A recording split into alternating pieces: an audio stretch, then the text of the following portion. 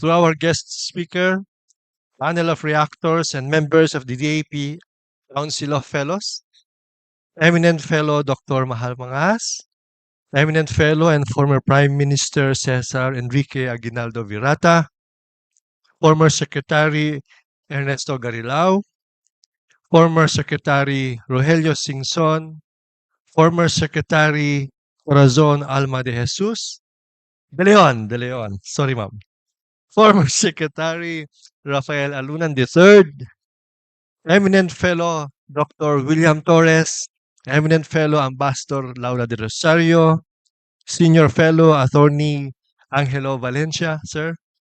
To our esteemed guests, DPWH Undersecretary Jun Molano, attorney Hector Villacorta, former DAP project officer Jingjing Romero, architect Ed Urcia, engineer Ray Añonuevo, former president Dr. Eduardo Gonzalez, Dr. Julieta Roa, and also former president of DAP Antonio Calao. To our officers and staff, good afternoon. It is with great pleasure and pride that we gather here today to mark the relaunching of the Onofre D Corpuz Lecture Series program. This occasion signifies not only a celebration of the intellectual legacy of a remarkable scholar, but also a renewed commitment to advancing knowledge, fostering critical thinking, and promoting a deeper understanding of the Philippines. This program is especially meaningful to the DAP for two reasons. First, it honors the men very dear to us Dappers, Dr. Onofre Corpuz, or OD, as he was fondly called by friends and colleagues. He was the Academy's founding father, together with Prime Minister Leonidas Virata and the first DAP president. Second, the Dr. Onofre Corpus Lecture Series embodies the Academy's pursuit for excellence through lifelong learning and public service. This lecture series shall not only keep our public managers abreast of the emerging trends in the public sector, but also provide a symposium for idea exchange and co-creation for the developmental challenges of our country. From each From its launch in December 13, 2001 until 2004, the ODC Lecture Series on Public Sector Management showcased the DAP's long-standing dedication and tireless efforts in supporting and bringing transformative change in the Philippine bureaucracy, communities, and individuals in the public sector. By reviving the Onofre de Corpus lecture series, we aspire to create a space where ideas flourish, where diverse perspectives are respected, and where knowledge becomes a catalyst for positive change. It is our belief that by nurturing intellectual discourse and promoting a deeper understanding of our society, that we can forge a path towards a brighter and a more prosperous future for all Filipinos. And so today, after 2 decades, we are relaunching the Onofre Corpus lecture series. This time, focusing on discussions on DAP's role in a volatile, uncertain, complex world. So, to our esteemed scholars, experts, and speakers, we extend our gratitude for your willingness to contribute your expertise and insights in this lecture series. Your presence and your valuable contributions will undoubtedly enrich our collective understanding and inspire us to strive for excellence. Let us embark on this new chapter of the Onofre Corpus lecture series with enthusiasm and optimism. May this program serve as a beacon for intellectual excellence, a platform for critical thinking, and a catalyst for positive change for our beloved Philippines. Magandang hapon po sa ating lahat. Marami pong salamat, President Caronan, Sir PJC, for welcoming our visitors today. At masayang-masaya po kami at kasama po natin ang members of the Council of Fellows. Maraming salamat po for saying yes to this event. And of course, we'd like to acknowledge our colleagues, our co-dappers. Thank you so much for being with us today. Of course, our DAP officers. Good afternoon po. And therefore, we encourage everyone to actively participate, not only by listening to our esteemed guests and speakers, but also by sharing with us your thoughts, your questions, your insights later on during the open forum. And after all, what we are about to listen today is all about DAP, our beloved academy. Consider your participation as your investment in ensuring that the DAP we all love can be of better service to our country and, of course, to our fellow Filipinos in the years to come. And for this ODC's Lecture Series Pilotron, let's have our first presenter. May I call on Vice President and Senior Executive Fellow, Dr. Alan Cajes, to present our guest presenter.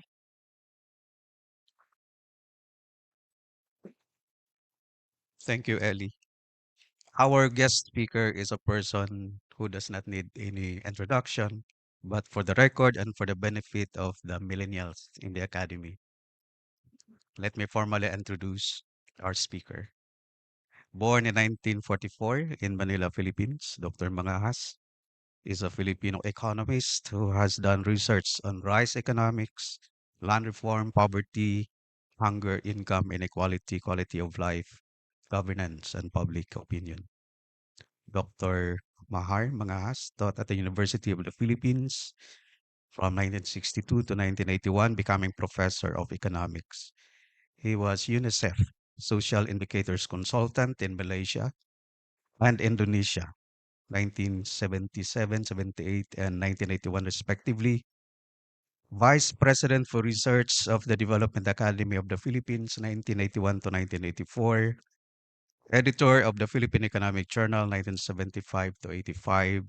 President of the Philippine Economic Society, 1980. President of the Marketing and Opinion Research Society of the Philippines, 1992. Co-founder of the Philippine Agrarian Reform Foundation and co-founder of the Foundation for Economic Freedom. In 1985, he co-founded Social Weather Stations, sws.org.ph, the country's leading institute in quality of life monitoring, opinion polling, and survey archiving. He was president up to September 2021 and then became chair emeritus. SWS received the 2019 award for the betterment of the human condition from the International Society for Quality of Life Studies, ISQOLS.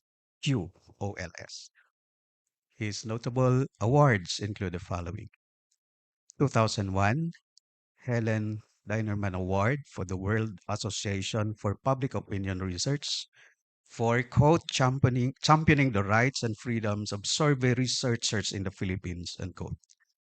After the SWS successfully petitioned the Supreme Court to nullify legislation banning publication of pre-election surveys. The 2011 University of Chicago Alumni Award for Public Service for being, quote, a powerful influence in helping to define a nation's identity and to restore democracy by demonstrating the public will through numbers, end quote. The 2014 ISQOLS Distinguished Research Fellow Award for career contributions to quality of life research. The 2015 Distinguished Alumnus Award of the University of the Philippines School of Economics. The 2018, he was elected academician, National Academy of Science and Technology. 2020, the WAPOR Asia's first Lifetime Achievement Award. The Academy conferred on Dr. Mahar Mangahas the status of Eminent Fellow of the Council of Fellows starting September 1, 2011. Ladies and gentlemen, fellow Dappers, Dr. Mangangas. Thanks for this invitation, which you know, I readily agreed to out of respect for OD Corpuz, a very great man.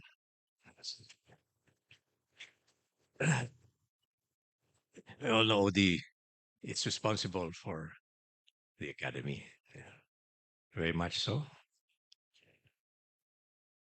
I wrote a little bit about him in my column last Saturday.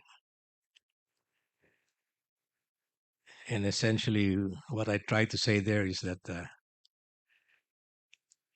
it's nice doing research with somebody who, in effect, says to you, it's up to you how you do it. That's what I call real freedom.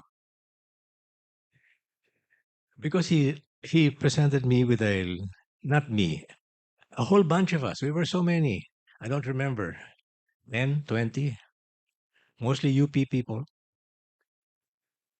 not really knowing what we were there for. This is late 1973. The DAP has just been founded in June of 73 by presidential decree. He's the new president, and he just passed around a list of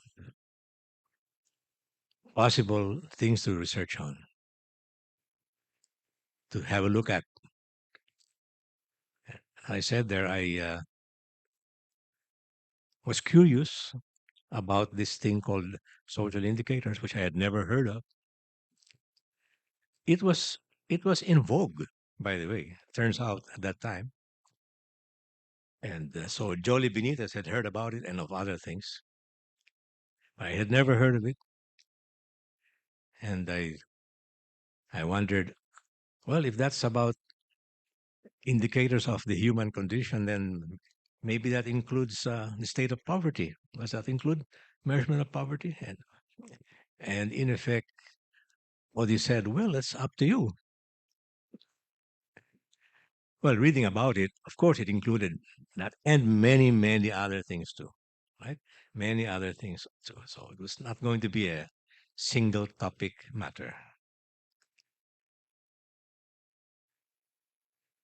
Anyway, I thought I could weave the story of my few years working for DAP and in DAP itself into this topic stated by Eleanor Huka. This is one of those, alphabet soup things. VUCA. I've written a column about this some years ago. VUCA, which I called VUCA and VUCA Prime. But it's just essentially a list of, a list of unknowns that researchers would like to know. That's all. That's how I look at it. We don't have to look at them one by one, but I think I list them in my next slide. Eto, it's a list of frustrations. That's what it is, right? The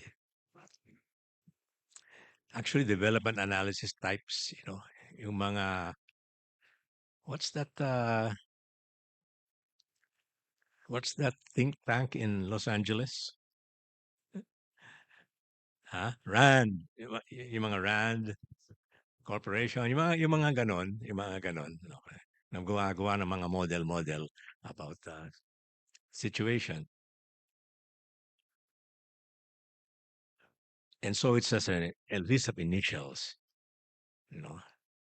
This is a list of what people don't know, Something moves around so much, you can't predict it. Uncertainty. In statistics, they say that uncertainty is, it moves, but you don't know what is the standard error. Still have to find it out. Okay. Complexity, right? Things are not simple. Ambiguity, things are vague. Those are, to me, that's all descriptions of lack of information or knowledge about what it is that you're trying to trying to study. That's all. That's all. And then so I saw this list of other things as the solutions of how to solve the issue, which use the same initials: vision, understanding, clarity, agility, some said ability, and they're all the same things. I mean, they're all in the same direction. If you lack information, then you have to gather more data in order to find out what you need to know. Parang it's just it's very commonsensical. Now, the book of prime is just a recognition that for any matrix, you have the prime, you have the what do you call the matrix prime? That's the transpose. The transpose of that matrix. The first column becomes the first row. The second column becomes the second row, etc., etc., etc. So when you get into complicated things, and you all use matrices, matrix algebra, and complex. Madali lang yan kay Bill. That's what you all do in computer lingo, right? So we're used to book of prime, mga ganon. Sometimes you call it transpose. Transpose. X transpose X, the whole thing inverse. That's the variance covariance matrix of anything, of a matrix X. That will tell you all the ways in which all those X's, because there's not only one X, there are many X's. They vary over time. It's a variance covariance matrix. Just gather more data. And that is how I understood what we were trying to do in the early years. So this is only what I tried to do. It's not all about DAP, but what I tried to do while I was here. There is somebody around on the keyboard who will change that. Who is it? Kayo ba? Eleanor? That's like motioning to your companies who's going to accompany you when you sing. So under OD, I got involved in 3 projects. One by one. It's no grand scheme here. No grand scheme here. Just one at a time. Bala na lang. And the first one, from 73 to 75, late 73 up to early 75. This is not much more than a year. Maybe 1.5. The Social Indicators Project, nicknamed SIP, which had a book called Measuring Philippine Development. That's the book. That's the book jacket of the book,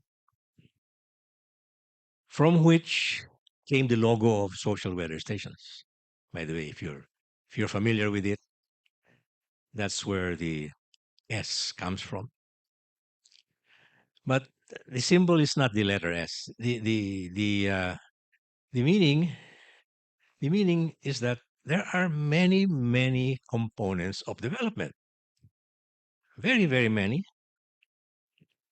And all the publications that we saw about social indicators at that time always had some way of rendering this variety, this variety Development is many, many things. 1, 2, 3, 4, 5, like that.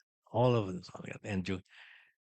And that's why there are many shades, It just so happened that there's a monochromatic blue, but then there's always light blue, dark blue, and so forth. That's the common way of rendering social indicators in those days. And here I've just listed down the chapters of the book, the multiple concerns. It was the OECD, Organization for Economic Cooperation and Development, which was very, very, very much hep on this in those days, OECD.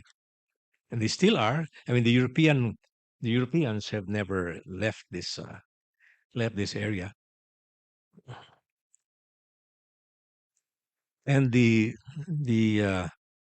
principle, has stayed and is actually being implemented. This is what led to the Millennium Development Goals, which are no variety of goals, and even more now, the Sustainable Development Goals, 17 general goals, and then for every goal there's a sub goal and sub goal and so forth. I mean, the message is just that development is that complex. There's no one thing. And okay, here's what we're getting to, which is my concern as an economist. It's definitely not the gross national product, friends. It's not. So we better stop listing that down as though that's what the only thing that matters. It's not. It's not. That's why every time that you talk about this guy say, but that we need economic growth, they say, hey, forget about that. We know how to grow. We know how to grow. That's old hat already. Don't tell us anymore about it's 7.5 or it's 6.2 or it's something like that. Always GNP. You know, the dumbest thing I know. This is so many years already. You're still talking about GNP. Maybe you should even stop measuring it so that it gets away from your consciousness. In a way, this work is to get away from that and to focus on what really matters. The other thing, there's so many things that really matter. Now, what we could work on at that time, as you can see there, chapter 2, health and nutrition. Okay? The normal things. Number 3, learning or education. Number 4, well, there are economic indicators, of course. There's income, other things. Actually, it's consumption, the things that you consume. Kasama din yon, but it's not the number one. Now, poverty. Because welfare is not about the average, it's about the whole. It's about everybody sharing, sharing. In fact, what kind of sharing should it be? Well, I'm convinced that the most useful type of sharing is Rawlsian sharing. John Rawls, most important philosopher, I would say, in the 20th century, Harvard. The economic well-being, he would say, of the people is determined by the well-being of the worst of, not the middle, not the median, but the worst of. Okay, well, maybe not so literally, but why the worst of? This is his argument. This is the Rawlsian philosophy. He said, suppose you get a whole bunch of people who don't know, who are not born yet. They're souls. They don't know what they will be when they are born. They don't know if they will be males or females. They don't know if they will be Chinese or Americans or anything. They don't know anything about what will happen to them when they are finally born, religion, etc., etc. They know the history of the world. They know how life goes on, but they don't know what they will be in it. And then he argues, in that case, and you put them together, what will they agree upon as a social contract among them for how they would like, or what kind of social order they would like to have in this world when they are born, not knowing their position in it, not knowing their position in it. And he argues very, very successfully that the social contract will consist of minima, all minima, all rights, the things that they would just, everybody would like to have. Like no slavery, for example. Okay, no discrimination in terms of religion. See, a minimum level of living. It would all be described in terms of the minimum. It would all be, you know, in terms of survival. Survival. That would be the social contract, and actually, that appeals to me very much because it brings in public opinion. It's it's the social contract based on what people want. Hmm? And not that they want it by voting. They want it because they could veto, no? But he says there could be a social contract where everybody would agree unanimously, but it will consist of minimum rights, minimum human rights. And incidentally, the one who believed in this the most was Jose Diokno. You can find it in his writings, about a land, a nation for children. It's very clearly Jokno as a Rolshan. And that's what we should teach, in fact, here. So that's why sharing is very important and the minimum is very important. But let me go on there. The physical environment. So that's where you look into pollution,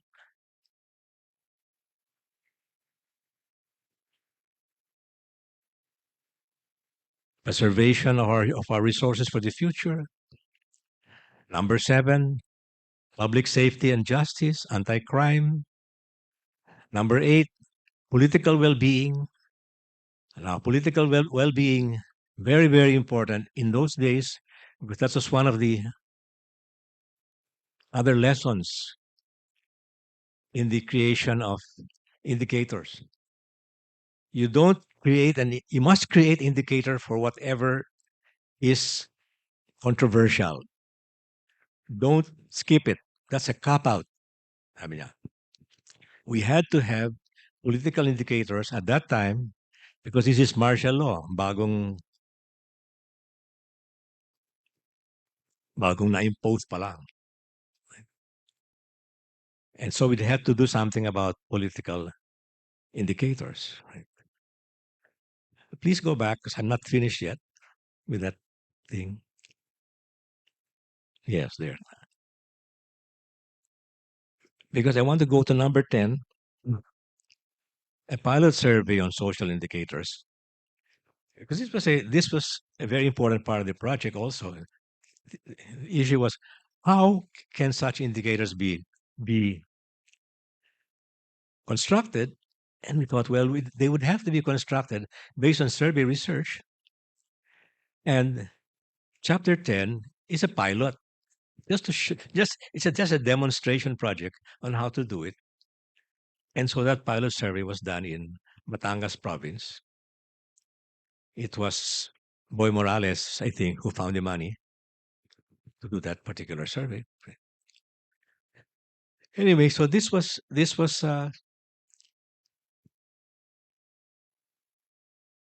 what we did. It was academic. It was all based on secondary data. Nothing primary, but all secondary. Okay, as a kind of a demonstration. But it went through a great number of subjects to demonstrate the multiplicity, the complexity of development. Okay, let me go to the next one.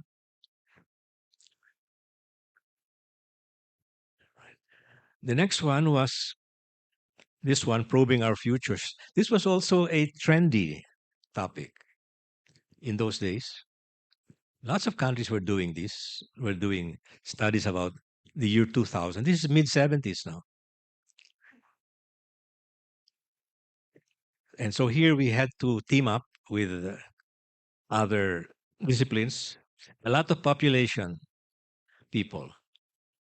Here is where Tita's Concepcion of the Population Institute led so many studies. So the issues were population, natural resources, human resources, education, nutrition. And of course, we still had the sharing over there. I would say that this was the research that, in a way, failed to get people's attention because this was our big problem, which we knew already at that time and which was never really dealt with: population growth. Look what has happened. At that time, it used to be the same size as Vietnam and Thailand. Now we have overextended our natural resources. You know, we're very, it's now number one Indonesia, number two Philippines, and all the rest. All that, ganun. Sayang, sayang. Having the research doesn't mean that it's going to be followed. The next item, then, please. Whoever's pressing the buttons. Okay, then, if I fast forward to 1981, see, I was doing all of that as a faculty member of UP, moonlighting, with the extra jobs in DAP. And in early 1981, Ping de Jesus said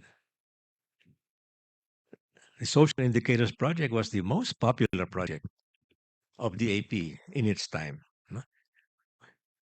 We made presentations to so many government officials, not my officials. I don't mean political officials. I mean managers.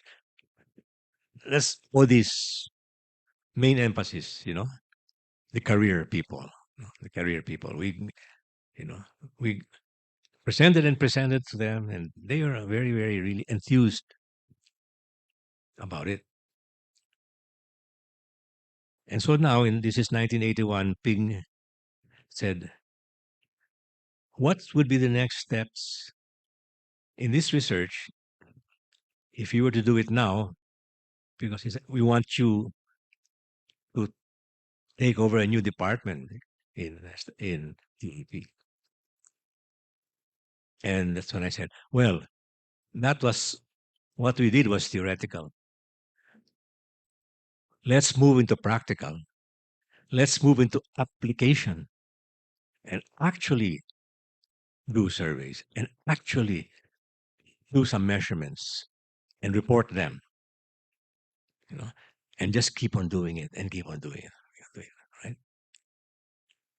And we likened it to reporting on rainfall and wind. You just keep on reporting it and reporting it and reporting it, and then you'll discover what's happening over time.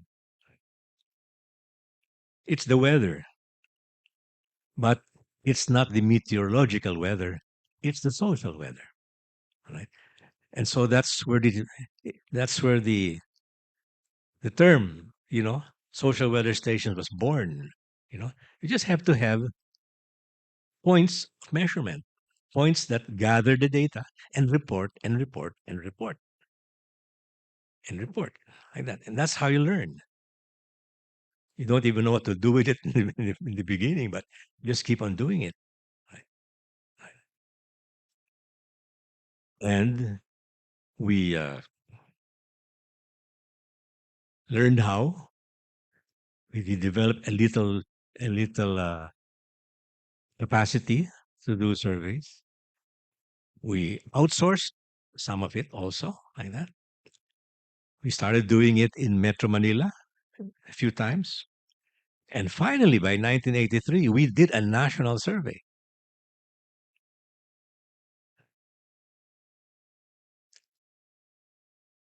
But we never got to publish it.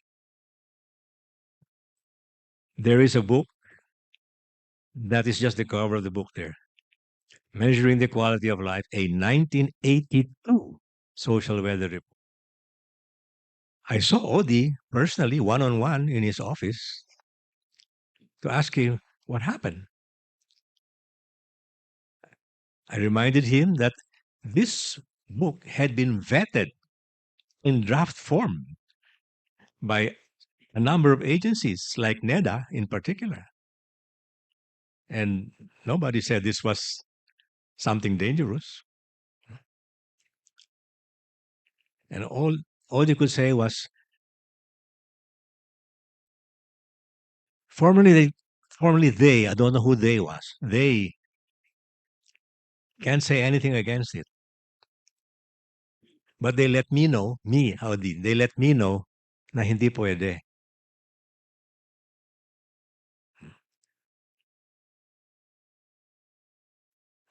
Hindi daw pwede. This gentleman is the worst of the martial law years. As outright censorship na hindi man lang ma-explain din ni Odi kung bakit. Huh? And by the way, I don't blame him, for what he had to do. No? We all have our pressures. And I don't know how they pressured Odi. But he made it very clear na basta't hindi pwedeng ilabas yan. In fact, you could look at it again, and see what's so dangerous about it and check.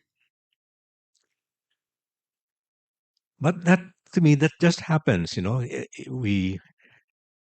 of us is 100% free, all right?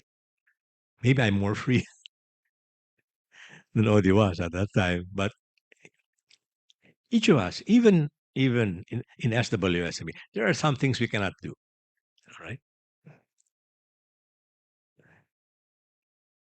And so that was, of course, a great disappointment, that we couldn't come out with this book.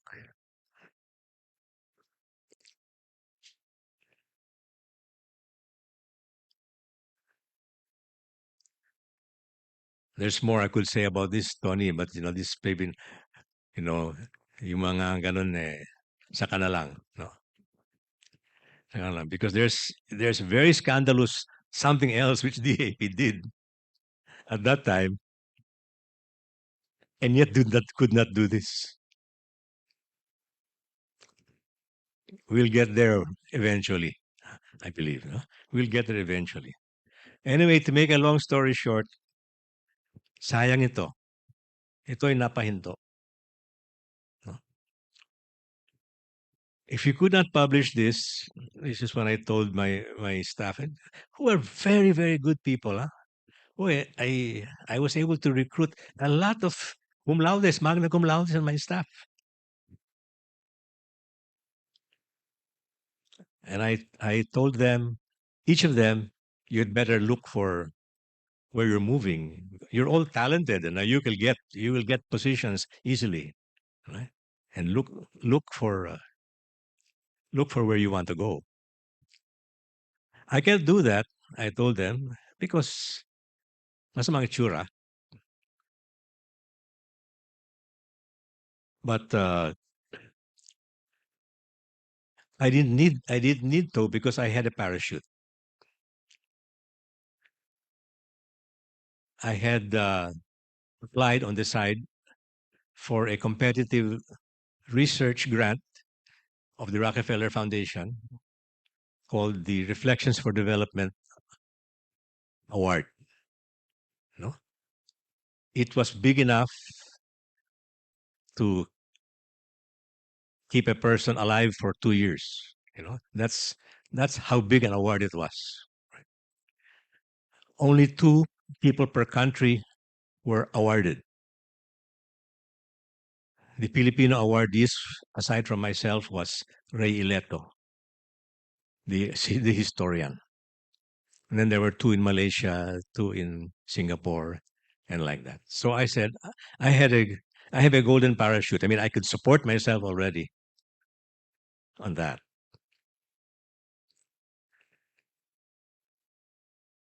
And then I went on to do a private survey with the Bishops Businessmen's Conference, which really got the government mad at me. Let's go to the next slide because I'll be. So I want to talk about self-rated poverty. That's a social indicator that got started by DAP that copes with VUCA because it brings out so much information. Piloted in 1974, nationally surveyed in 1983, but it was suppressed. And then in 1985, was included in the BBC socio-political survey. And from 1986 to the present has been run 137 more times by social weather stations. So it's a total of 139 surveys. This is the longest survey-based measure of poverty in the world, I believe. Anybody can look it up and see, meron pa bang iba? And anybody can use it. Please, use it. Kaya lang, hindi magamit ng gobyerno kasi hindi official. But that's okay with me.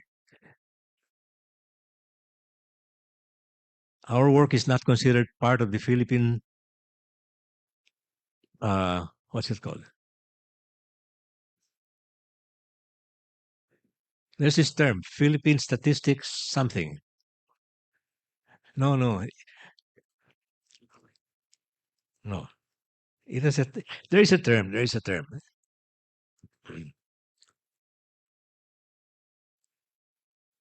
Philippine statistics are only those statistics that the government can use.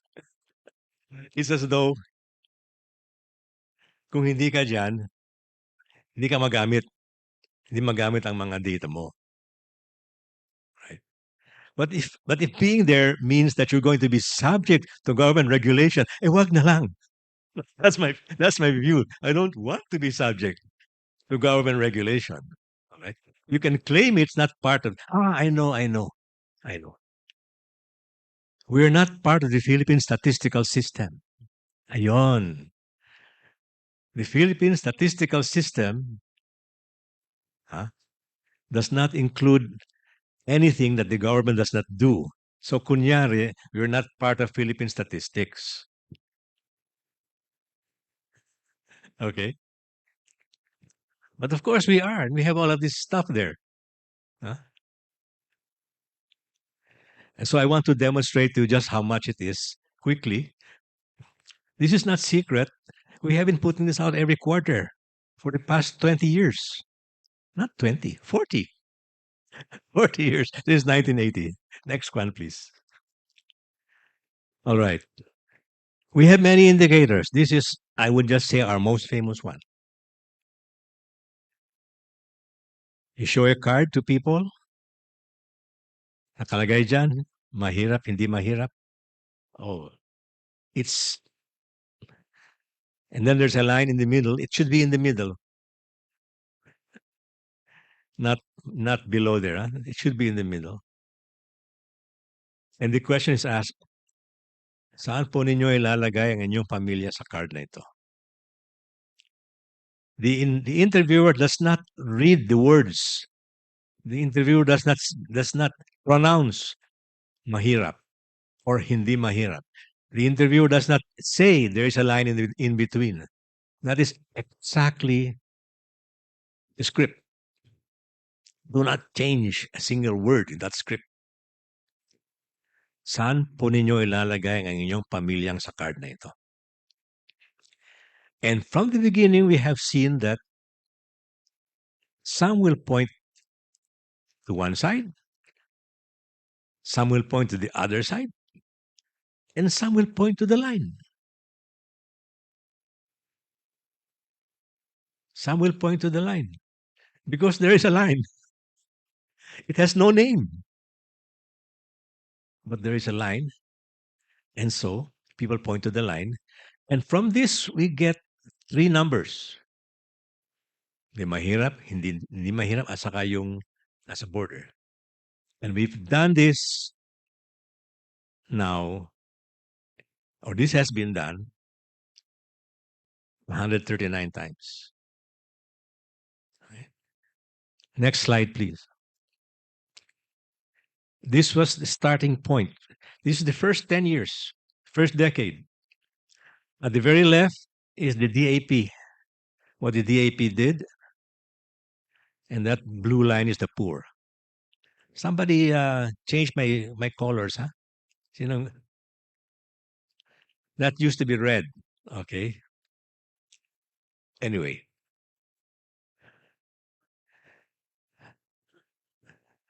For the first few years, the other components, the borderline and the not poor, well, their numbers have been mislaid. But starting in 1988, they were not mislaid, so we know where they are. All of those are from SWS now. So we know that that at the beginning, 83, 55% said they were poor. In 1974, it was 85%. There's a good reasons for that. It's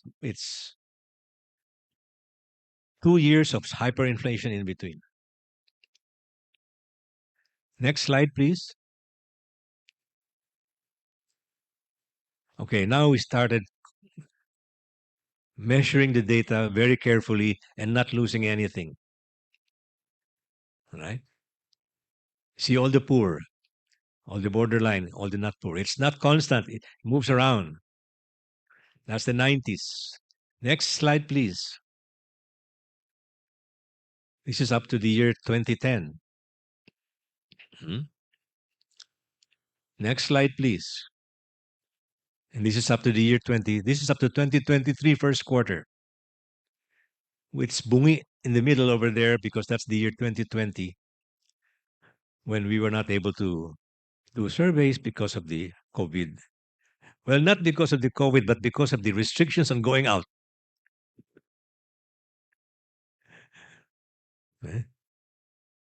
So, interrupted. We could not use the card because we have to show the card in order to do the surveys, right? So we have all of this up to the present. Next slide, please. Volatility. Measure of volatility. From 1983 to 2023, or 139 surveys. National, huh? All these are national. With the 139 surveys in the time series, you have 138 changes, point to point, survey to survey.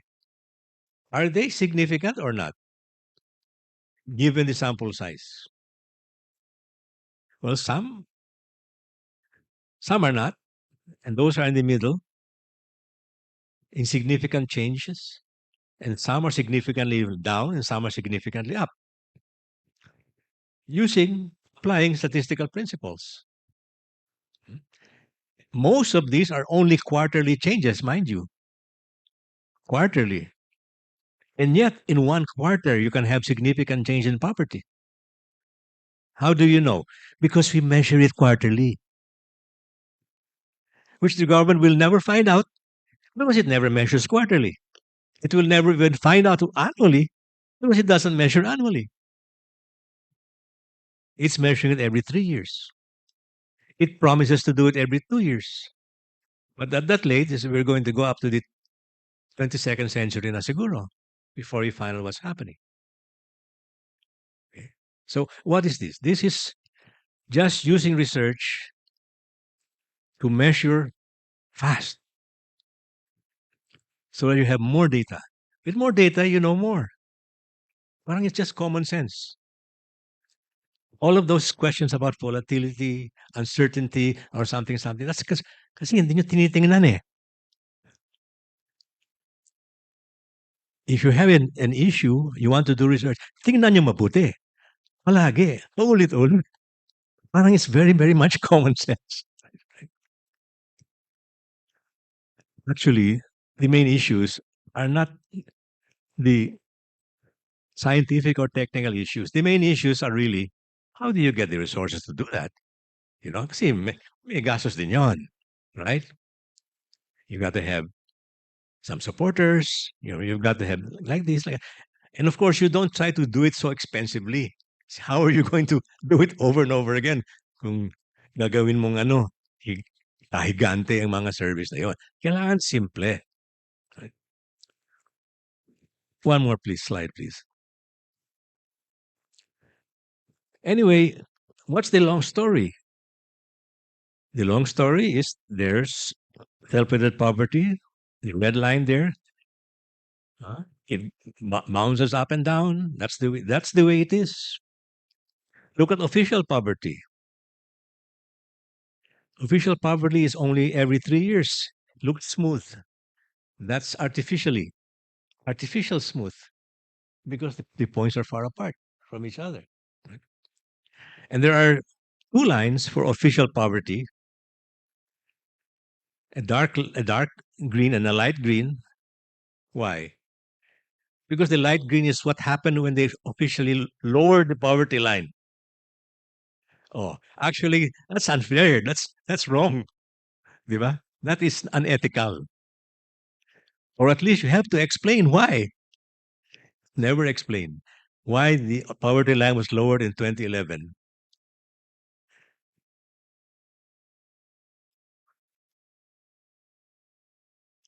What was the reason to do that? If you ask me, it's only para mukhang mas successful ang anti-poverty program.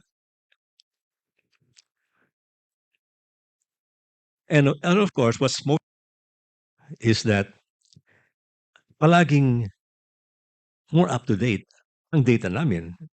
Hanggang 2021, yung latest, official, tayo nasa 2023 na. And every quarter, meron pa tayong isa pa. No? Right. Here's some more data. For example, just a matter of asking more questions. Poverty is not something permanent, no? This is data by asking the extra questions to people who are poor. Well, have you always been like that? When was the time you were not poor? And if they were not poor, you ask them also. Well, was there a time when you were poor? When was that? And that way, we have been able to find out, to break down these families into the always poor, newly poor, newly not poor, usually not poor, always not poor. Okay, it's complicated. Complication is natural. You find out the complications, and then you can face it. All right? But there is not a fine line between poverty and non-poverty. It's a fat line over there. Diba?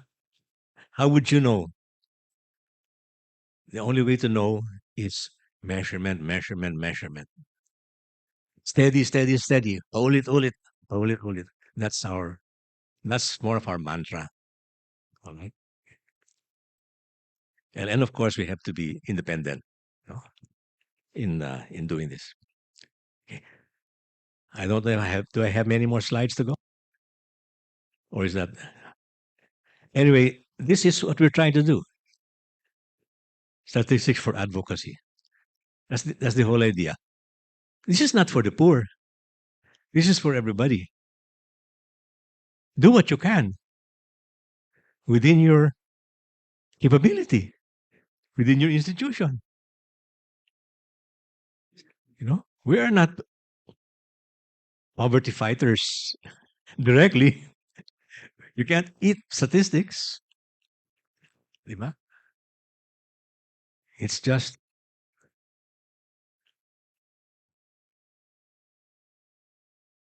trying. It's just it's the same thing about the UN coming with the sustainable development goals and measuring it. What's it for? The same thing as measuring happiness. Measuring happiness won't make you happy, but it might give you ideas as to how to achieve it better.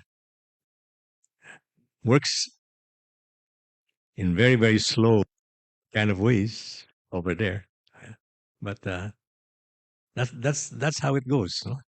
That's how it goes. Okay. Now, let me just say in closing that this is allowed or got started under an atmosphere of freedom to research. OD never micromanaged what we did. No? Just like that, demonstrate what you have and so forth, like that. Well, kind of supervision, that just worked fine with me, right? As the one in charge of the institution, he found a way to keep it operating financially. That's right. Yeah. He also managed to protect it because there was one time we got a buzz. Bakit meron kayong isang staff member dyan ang pangalan Laba? Safe ba siya? Well, I made sumbong to OD and said, get these people out of my hair. Huh? I don't want my staff to be bothered by, mga types na ganon na kung sino-sinong second lieutenant. They're thinking na, may problema ko sa staff kasi may isang pilyidong Laba. That went away. That problem went away. Okay, but we were constantly under watch. Also,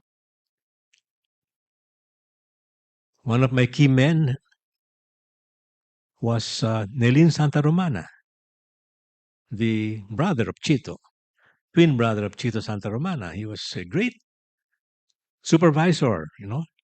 Next level supervisor after me to keep the team going like that. But he had to disappear at some point. Parang they're getting too close to him. I don't know what he was up to, but one day wala na siya, nasa Japan na. And that's how you had to operate. I don't know what he was up to. I don't think it was illegal. But you never know. Ganon yan eh. May mga secret operations ang nangyayari. Probably Tony Calao knows what these things are kasi ex-military din si Tony Calao. We are researchers in the fishbowl researching about the fish. We're not outside. We're also inside the fishbowl. So we have to also worry about staying alive in the fishbowl. As long as we are many researchers, we can keep on doing it. Hindi dapat isa lang. We want everybody to keep on doing this if they can. I'm glad and I and my friends were able to do this by starting with DAP, and thanks to the big boss, somehow we've been able to keep on doing it. But this is not planned. Walang grand plan ito. Just keep on trying. From one step to the next step to the next step. Aba, tingnan mo. Nagkabuhay. I think Ed, you know very well, Antonio Ed, how that works. You find out how you can move forward and spread out. Maraming salamat for letting me share my experience. Thank you for giving us a glimpse of the history of DEP in terms of research. Mag-uusap pa po tayo mamaya-maya para po mas mabuhay natin ang research sa DAP. For now, let's all pause for a break as we show you this AVP.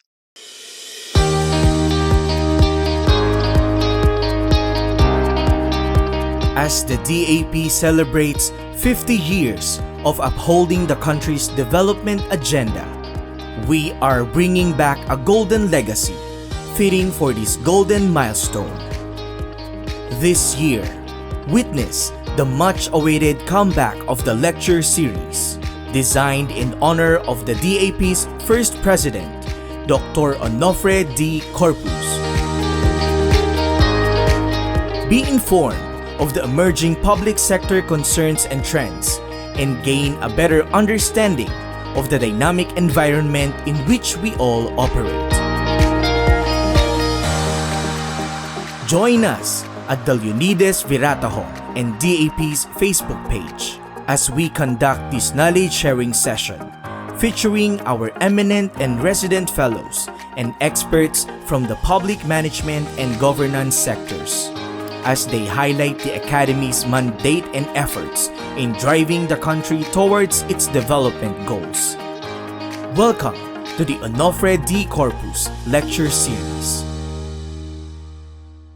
The Onofre D. Corpus Lecture Series was launched in 2001 to update and keep our public managers informed of the emerging public sector issues and trends.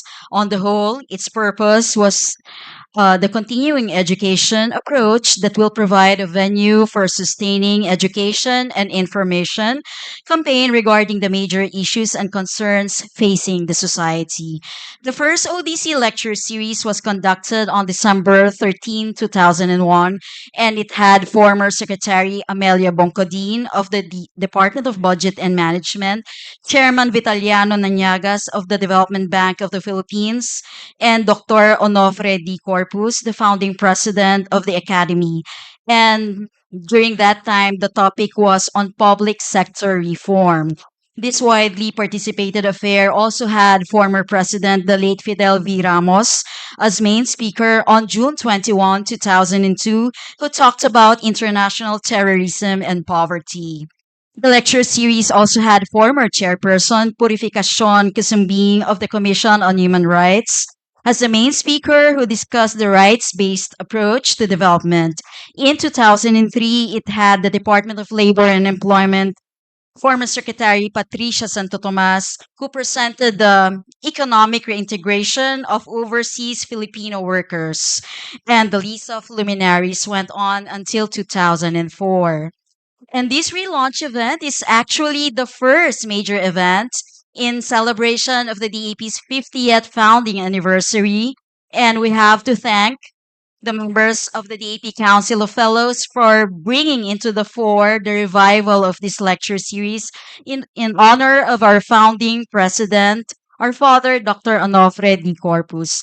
Again, we would like to acknowledge the presence of our eminent fellows, eminent fellow Prime Minister Cesar Enrique Aguinaldo Virata, eminent fellow Ambassador Laura del Rosario, eminent fellow Edicio de la Torre, senior fellow Angelo Valencia, and joining us online, Senior Fellow Dr. Julieta Roa and Eminent Fellow Dr. Eduardo Gonzalez. And of course, our DP officers, marami pong salamat for joining us. Hindi pa po tayo tapos. And we just had the presentation of our DP Eminent Fellow, Dr. Mahar Mangahas, on the DAP's role in a VUCA world, past, present, and future. Moving forward, may I now call on the Senior Vice President for DAP Services Group to introduce our first panel reactor. Friends, ladies and gentlemen, your hands please for Senior Vice President Bernardo Dizon. It is my honor to introduce our panel reactor, Secretary Rogelio Babes Singson. He is the President and Chief Executive Officer of Metro Pacific Water. He is also the President of the MPW subsidiaries, Metro Iloilo Bulk Water Supply Corporation, Metro Pacific Iloilo Water Incorporated, Metro Pacific Dumaguete Water Services Incorporated, and Cagayan de Oro Bulk Water.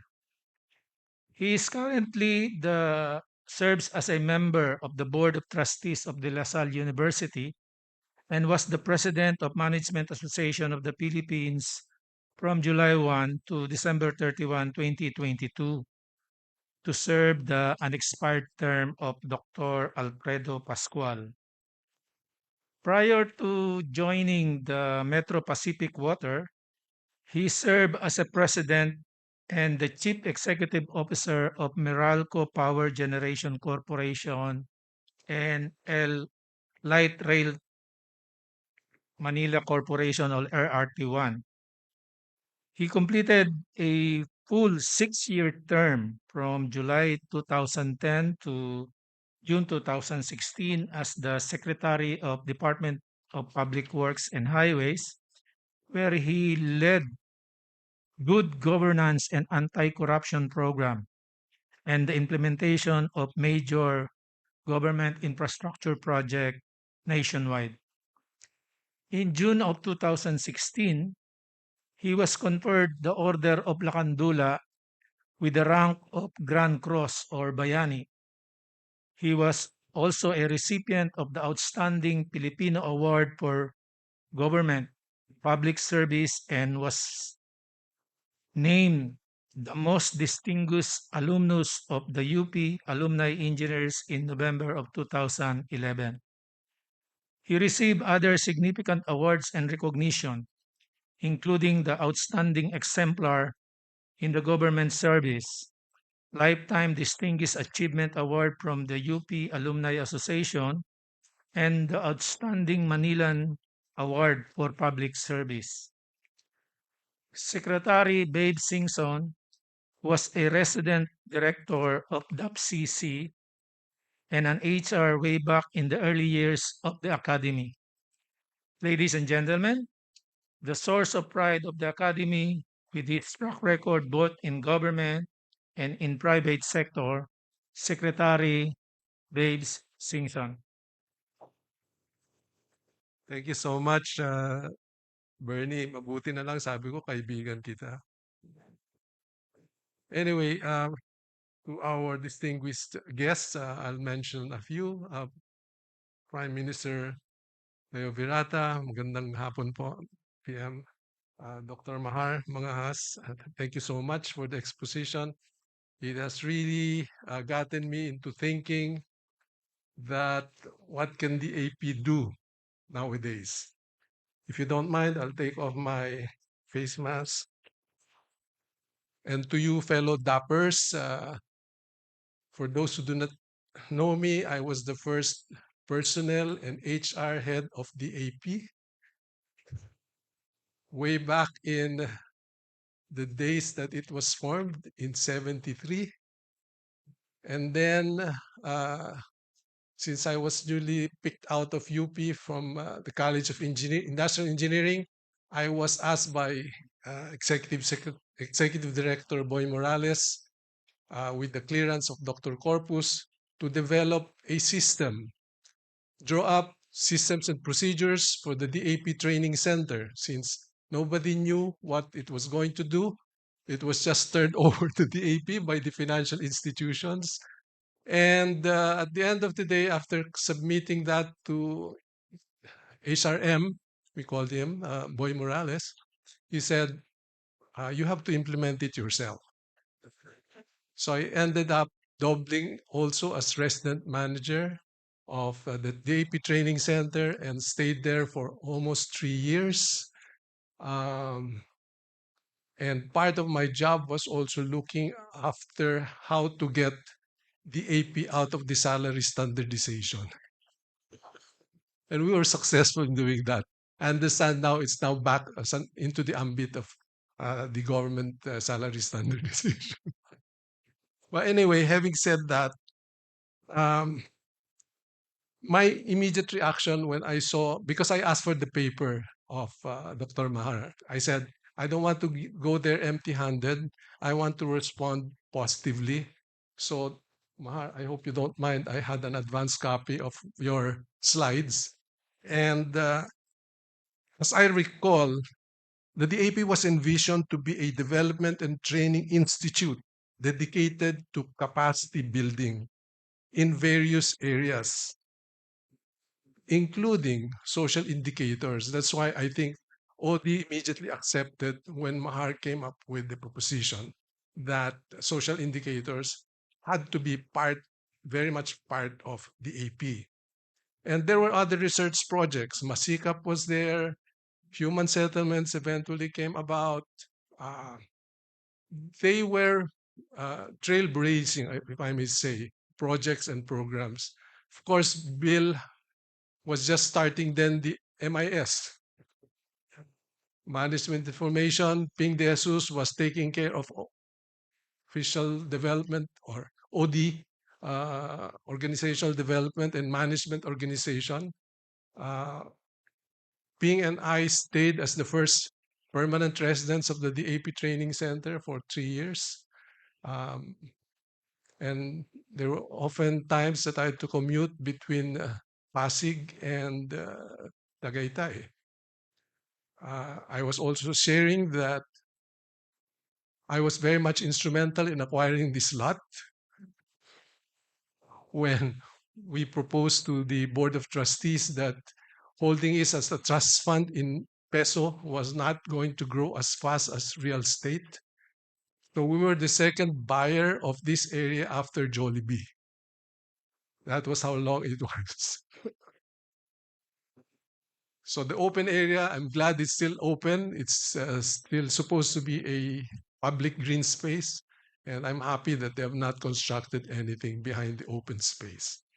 Anyway, as I said, I've been very much involved in DAP, and I really want to focus on measuring the quality of life as part of Mars exposition.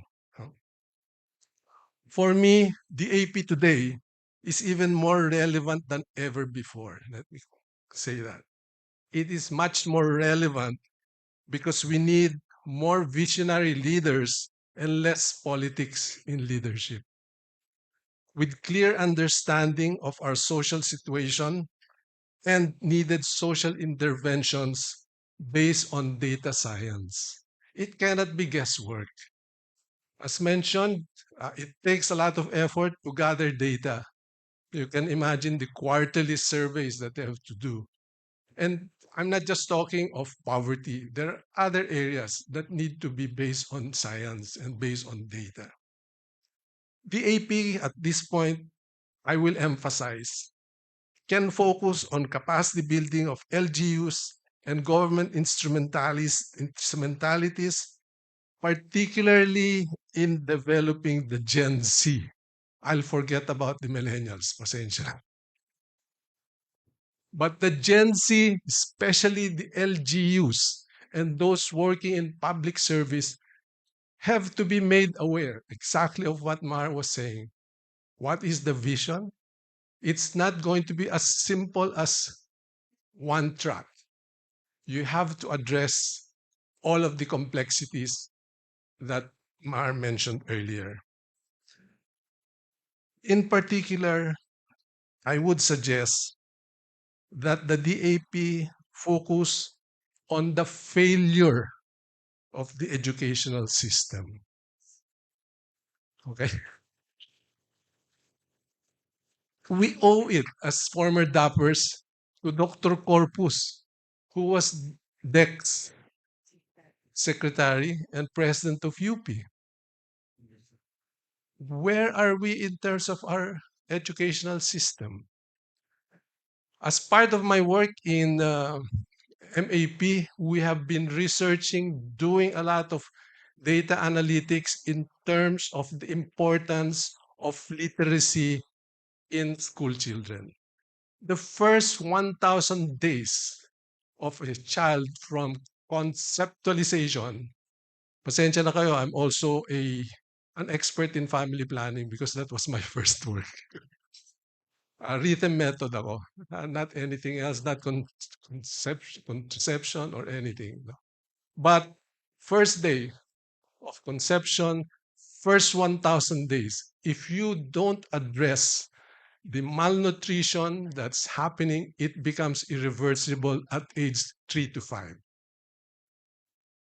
Again, first 1,000 days is very, very important so that the development of the child when he goes to school, hindi siya malnourished or hindi siya stunted or yung bansot. No? Pardon my saying the Tagalog word, bansot is stunted. The development of the brain becomes irreversible at age 3 to 5. So even if you continue the feeding program in preschoolers, but if you fail in the first 1,000 days, you can imagine the comprehension, the literacy of students, which we are already feeling today. And you can imagine the workforce that we will have 10, 15 years from today. They will not be competitive with the likes of Singapore, Thailand, Vietnam, in terms of comprehension. You can look at all the data available in terms of the Philippine literacy. We're just a little above Bangladesh. Masakit. But I'm telling you, that's real data made available to us. So what do we do about it? Again, I challenge the DAP to look into the failure of the educational system and how we hopefully can reverse the literacy of our young generation. That's why I'm challenging the Gen Z. This is your future on the table. I can survive another 10, hopefully, just like Bill, another 15 years. He's 15 years my senior. I'll be so grateful. But I fear for my grandchildren. My youngest is 6 years old. What kind of future will they have among the Filipinos? Okay. Now, we're talking here of science-based. As you can see, the difficulty of getting this information, as mentioned by Dr. Mahar. We need to use technology for better government policies and programs, improve government efficiency and productivity. I understand Dr. Bill Torres is very much still involved in this area. Let me mention where we should be focusing on. Capacity building of Gen Z LGU leaders. Forget the national government. Sad to say. They just have too many plates on their table. A lot of decisions are politics driven. What's it in for me? The corruption at the highest levels, whether in private or public sector, is just enormous. Sabi nga kay Pinoy, when I was DPWH, boss, kung 10% lang yung nawawala dyan, santo yan kausap ko. Pero wag naman 50%. Walang matitira sa infrastructure. Wala nang simento yan. Puros buhangin na yan. Okay? Going back, DAP can reboot 2023 and select. Wag nang shotgun. Don't even go to DILG, please. You will get into the system. The congressman will insist that the first employees there who should be coming from him. Lahat ng gagawin nyo, naka-placards, courtesy of Congressman so-and-so. Pinpoint. Go to specific towns, municipalities, who you think are good, young LGU executives who are willing to take you on. If not, If they don't understand what you're talking about, go to the next town. You just have to be selective, show that it can happen when you have a good visionary leader who understands and wants to learn and do something good for his community. Again, based on poverty rating as a social indicator as presented Dr. Mahar, obviously what has grown is not the poor category. The way I see it, balance, no? But if you look at the poor and always poor, it's always above 50%. Based on SDG, based on UNDP, to make a difference in a country's rating from developing to developed countries, you need to directly address the bottom 40. Mar, as you were saying, go address the poorest if you want to change. The bottom 40 is where we should be focusing on. So you know which municipalities, which provinces have the poorest population. As the AP, go to them. Touch the bottom 40, and hopefully we can change the needle for our country and move ourselves up to developed countries. So with that, my challenge to my the AP or DAPPers, reboot the AP 2023 and go for the Gen Z. Thank you very much. Marami pong salamat, Secretary Rogelio Singson, for the reminder to boot DOE in 2023. Consider the Gen Z in LGUs. And we shall now have our second panel reactor, and she will be introduced by my director of the IMC, Ms. Joanne Lizelle Nuque. Okay, our next panelist is a staunch advocate of volunteerism, having served as governor of the Philippine National Red Cross, of which she is now the current vice chairperson. In 2016, she was presented with the Lifetime Volunteer Award by the Philippine National Volunteer Service Coordinating Agency. She also served as Secretary General of the Philippine Red Cross from 2006 to 2009. And then she was elected as member of the Board of Governors and served as Secretary to the Board of Red Cross since 2010 until she was elected in her current position in 2022. She is currently chair of the Ethics Committee of the National Kidney and Transplant Institute. She also served as chair of the Search Committee for Private Sector Representative to State Universities and Colleges for the Commission on Higher Education. Her service in government spans 34 years, having served the government from 1967 to 2001. She has held two top posts in the government. One is as Secretary of the Department of Social Welfare and Development and as Chairperson of the Civil Service Commission. She was awarded Outstanding UP Alumni for the year 2000, as well as Outstanding Alumni of Marinol College, now Miriam College, in 1978. She was also awarded Outstanding Social Worker of the Professional Regulations Commission. She was also a recipient of awards from the Zonta Club and Soroptimis International and Rotary Club Peace Award. Ang dami nito, ma'am. Okay, she served as president of the Philippine Association of Social Work Incorporated and as chair of the Board of Social Workers of the Professional Regulations Commission. Currently, she co-anchors the radio programs Kalinga mula sa Cruz na Pula every Sunday, 3 to 4 p.m. over Radyo Pilipinas, which was formerly Radyo ng Bayan, and Kalinga sa OFW every Tuesday, 12 noon to 1 p.m. over Kakampi Online via Facebook. So makinig po tayo doon.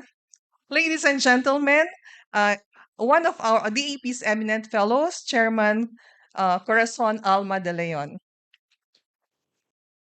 Announcement.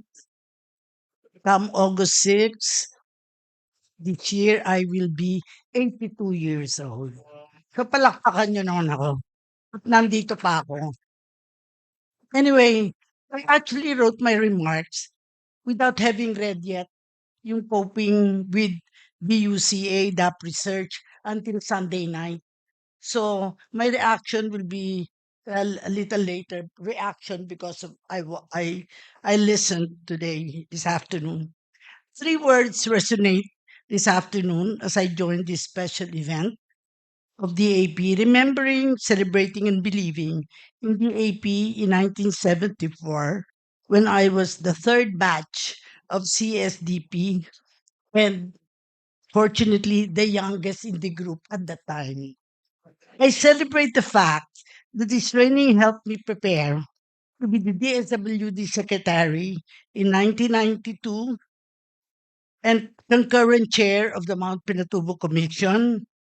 And there, as the SWD secretary, we divided the population group with survival level, subsistence level, and self-sufficiency.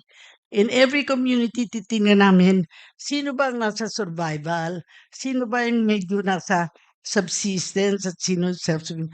But at the time, we really didn't know how to do it. No? Basta we were told, you identify the 100 poorest of the poor in every barangay.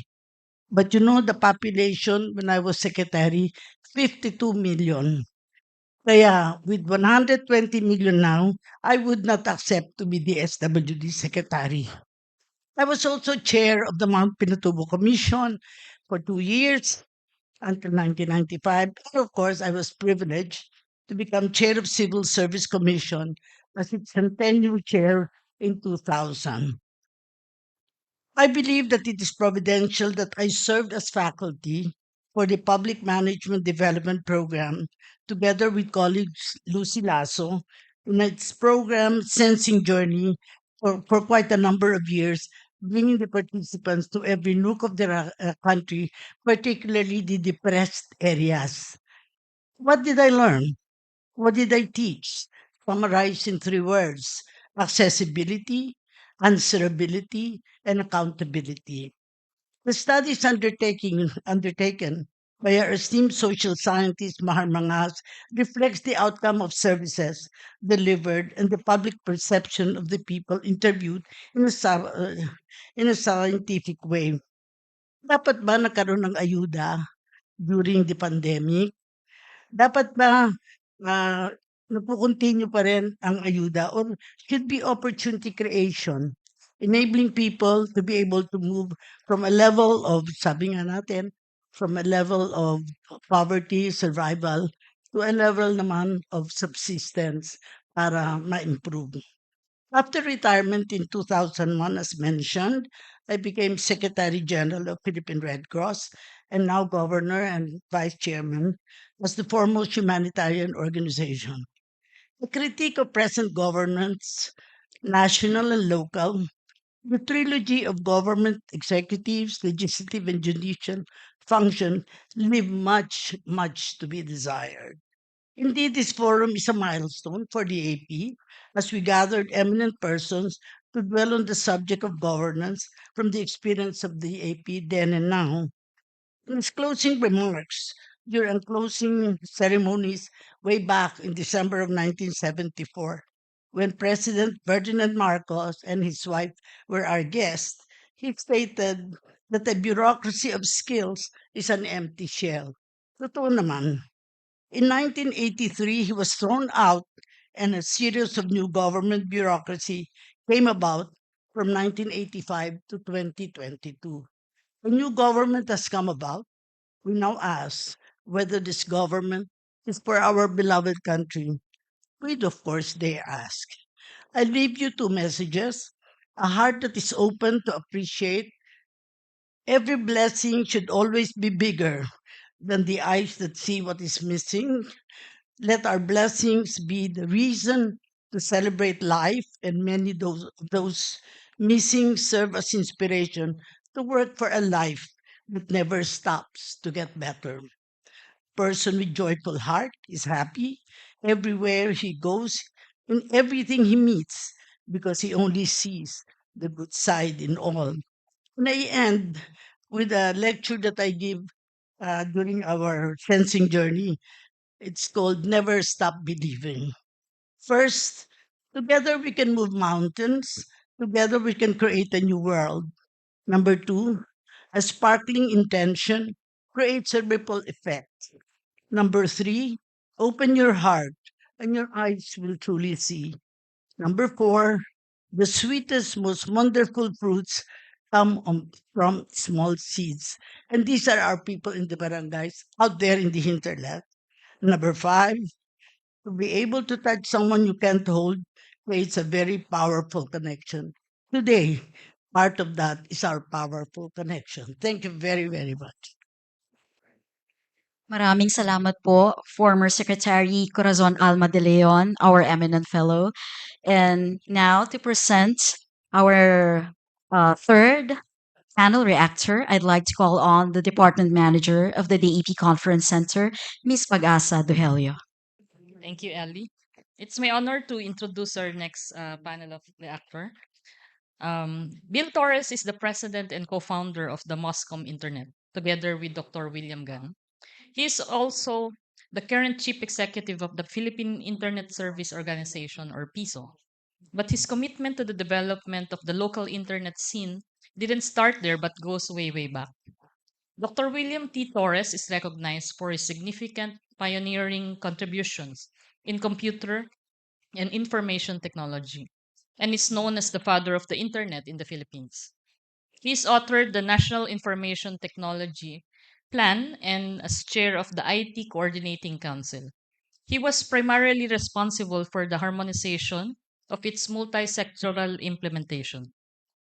He helped conceptualize and led the formulation, promotion, negotiation of three major initiatives, namely the Government Communications Network Project, the Software Development Institute Project, and the PhilNet Project, interconnecting nationwide research and educational networks with the global internet. He started negotiations with the U.S. National Science Foundation to bring the internet into the country.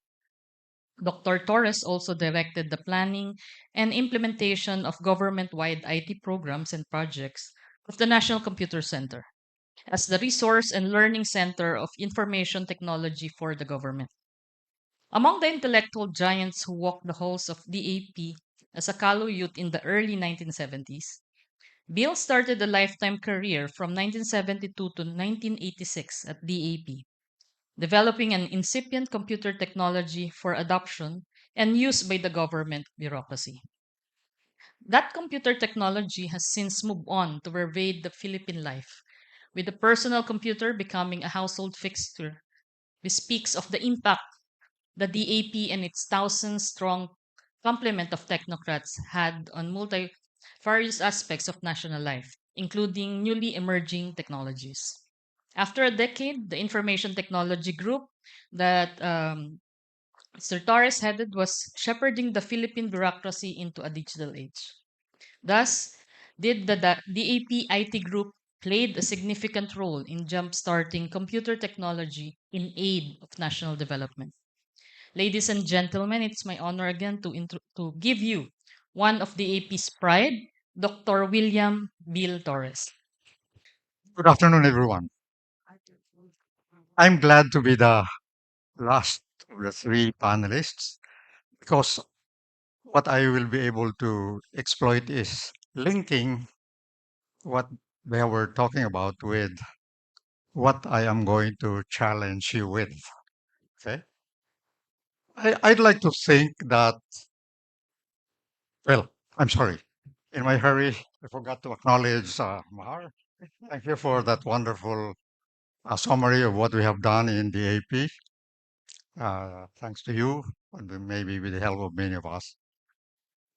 I also would like to acknowledge the other fellows of the Academy, including the eminent fellows, and also the guests who are here who probably are not from the AP, but maybe belong to a sector that we would like to convey from government to the private sector the things that we need to change. I love hearing about the challenges that have been presented by Mahar and also by the panelists. And of course, I'm concerned about them. Corruption, slow data, what? Failure of education. That is my favorite area as well, education. I'm not saying maybe it's a complete failure, but it's a big failure. And it happened during the time when there was a shift from, you know, face to face to online. And we didn't know how to do this. Okay? Today, from the experience of the whole world and from many leading countries, I have a feeling that we need to take a look at the way we do things in the use of information and communication technology, in the use of what we now call the internet, which is the supposedly the global digital infrastructure.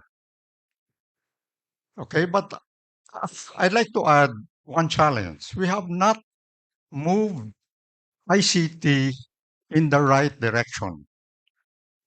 And let me illustrate that by noting that on the 25th anniversary of the internet in the Philippines, I was asked to speak in a symposium, and this is what I said.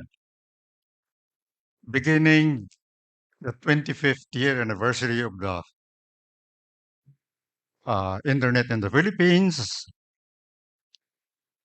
we are going to have a new kind of ICT configuration. Not just internet, not just computer, not just mobile phone. I'm talking about using it in a different way. And a good term to use at this point in time is the term ecosystem, okay, rather than system. We don't deal with individual persons or individual enterprises. We must deal with group of individuals, groups of enterprises, and of course, in the whole, there will be a big mixture of all of that. The most disadvantage of the enterprises I'm talking about are perhaps the big companies, the banks, and the San Miguel's and the Ayalas. What about the small and medium scale enterprise, which comprise 99% or more of the small and medium scale and micro enterprises? They don't know how to use the internet the way it should be used today. So I've dropped one word, ecosystem, and I think the history of that is as old as myself. Okay? The term ecosystem was invented in or was discovered in 1931, just the year before I was born. Okay? And it was used in the natural habitat, in the, you know, in the oceans, in the rivers, in the ponds, in the forests. These are natural ecosystems. And we don't deal with them by just looking at one tree or at one river or at one ocean. We deal with them together. In the same way, this is what we need to do. We need to deal with the challenges that were mentioned together. But there is no formula for that. And so I will bring up another term, enterprise. If there is anything you want to do which is complex, which is dynamic, which needs a lot of resources, which will take quite a while to do, just call it an enterprise. And then a good example of which is the business enterprise. Perhaps we should think that business enterprise can now be generalized into just enterprise so that we can include my, excuse me, my tongue is getting, or my mouth is getting drier. So could I have a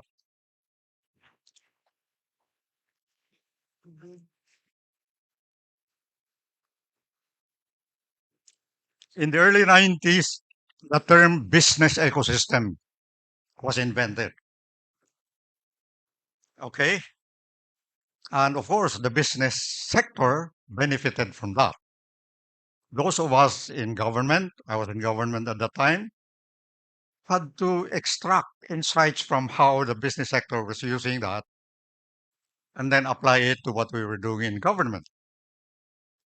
So the term enterprise ecosystem is a generic term which I'm using exclusively to refer to any aggregation of not only individuals, but also individuals plus enterprises plus things, virtual or real. Okay? So I now talk about enterprise ecosystem. This is the new way of dealing with things that are characterized by the acronym BUCA. Okay? So complex siya, mahirap gawin, hindi masyadong naintindihan ng marami. So kailangan mayroon tayong approach na umangat naman yung pag-solve natin mga problems. Data has been mentioned as a big problem. It is really a big problem in our country. Okay? And even our president has already mentioned we must digitalize. Digitalizing, it's the step above digitizing, which we are already good at. Digitizing means just converting physical data and other types of similar data into electronic data. Okay? Sometimes we stop there and then we let the users make use of that data. However, there's such a thing as problem solving in all types of areas. Decision making, policy making. How do we deal with these things if we just look at data? And I think the dilemma that Mahar has looked at over this past years has to do with that. No? Mahirap kunin yung data, mas mahirap i-consolidate, lalong mas mahirap i-analyze, at of course yung paggamit para ma-solve yung mga problema at ma-formulate yung better policies. So that data is just one problem. There's also things like security. We have fake data, right? And we cannot trust what is being told us. The politicians, for example, it's a good example of telling us the good things but not the bad things. To make a long story short, I have an approach that I'd like to adopt for our country. And I'm now thinking as if this was 29 years ago. It is something that I don't know too much. I think many people don't know too much as well. They talk about the words like digital transformation, and as I mentioned, digitalization, and of course, digitization. These are just words. And many think that if we're in one of those stages, we are already transforming. Well, we haven't transformed after 30 years, 40 years. We need to transform. This is my challenge. And this is an approach that will apply to all areas that require our immediate attention. Education, critical.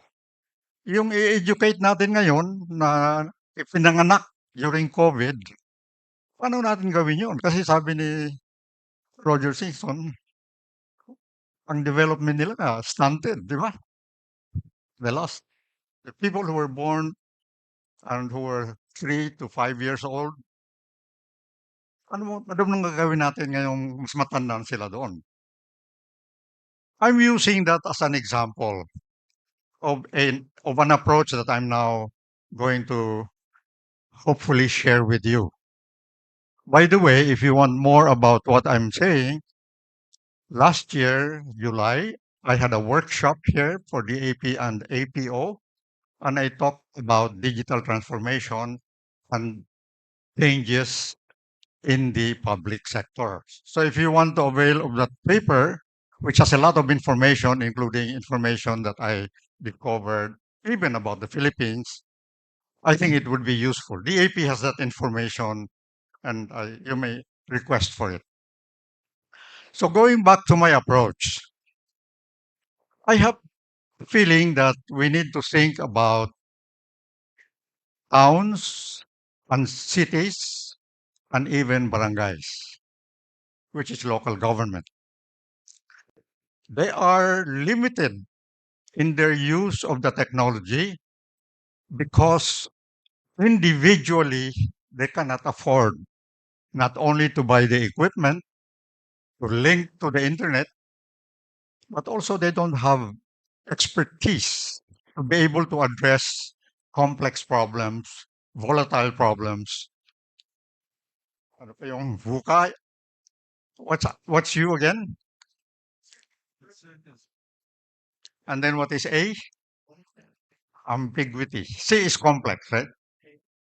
Okay. Now, individually or even by enterprise, mahirap nga yun. What if I say I bring that down to a community level or an enterprise level and let them address those problems? They will be addressing these problems themselves. They will not only know what the problems are, but they will know with some guidance on how to deal with them. They themselves will deal with them. Of course, things like policies and software and hardware and suppliers and so on, they can be useful. But unless you can take care of the definition of the demand for such service, you won't go anywhere, especially nowadays. Okay? So that is what I'm suggesting. And to sort of illustrate that further, take a given city, one city, and how do you change the way educational services must be changed in that city? Well, this is a sketch of an idea. You must involve the stakeholders of education in the whole city. Okay, and help them know what are their problems, help them know what are the opportunities for improving the solution to these problems or how they address these problems. You cannot do that unless you create a platform, a shared platform for those educational institutions and other stakeholders in the city, because even together they cannot afford it. So the thing that I want to link that up with is a city digital platform, which we build first by looking at the educational challenge, but telling people in that city that the same digital infrastructure that would be used by this system can also be used by health, can also be used by agriculture, can also be used by small and medium scale enterprise. But this cannot happen at the same time. This is what most of the telcos want to happen. We have available mobile computing and so on. That's it. We can give you a special price for it. But look at what has happened over the last few years. So that's what I'm advocating. I'm advocating essentially, number one, thinking about ICT differently. Think of it as shareable by multiple communities rather than individuals or isolated companies and so on. So for example, the way I'm thinking, because I've come from Negros, I'm thinking about the whole island of Negros. How do we configure ICT for Negros Island? And that's a big challenge, and that is a challenge that I will spend the rest of my life dealing with. It's an example. But going back to education, it is not too hard, I think, to start it. Perhaps you can start with the three leading schools, maybe college and high school level. Tell them we can help them increase their access to the internet, connectivity on. More importantly, they can share access to resources that can be put on the cloud, which they cannot afford by themselves. They will share the cost and they will help each other in developing that resource into something that will address their problems. Now, can you do that? There was a suggestion that maybe you select pilot cities. Already there are pilot cities now. They are weak in terms of moving ahead. One pilot city was proud to say they have become digitals. They have become a smart city, meaning digital, but it took them 25 years. We cannot afford 25 years anymore. We need to move fast. And to move fast, we need to harness the power of the communities. We need to harness the power of enterprises, which is a formula for bringing together these different persons and stakeholders and resources for their benefit. This is essentially the formula that I'm offering, a digital enterprise ecosystems approach to addressing the many problems that we have.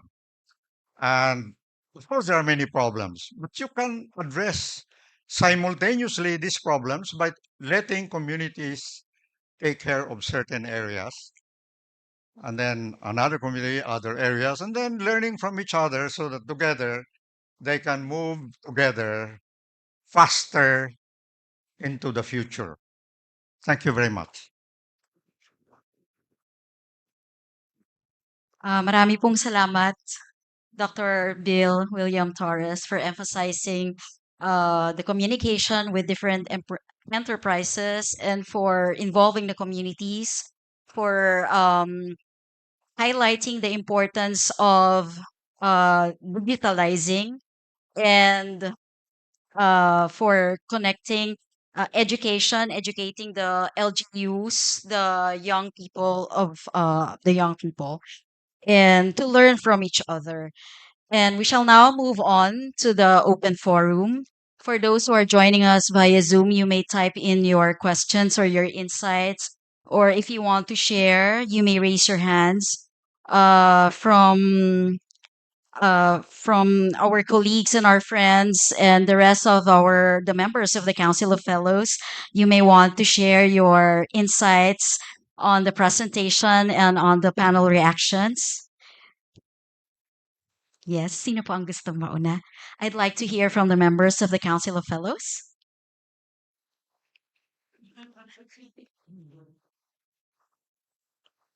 Nagturoan daw. Ganyan din po kami sa DAP. Yes, Ambassador Lula.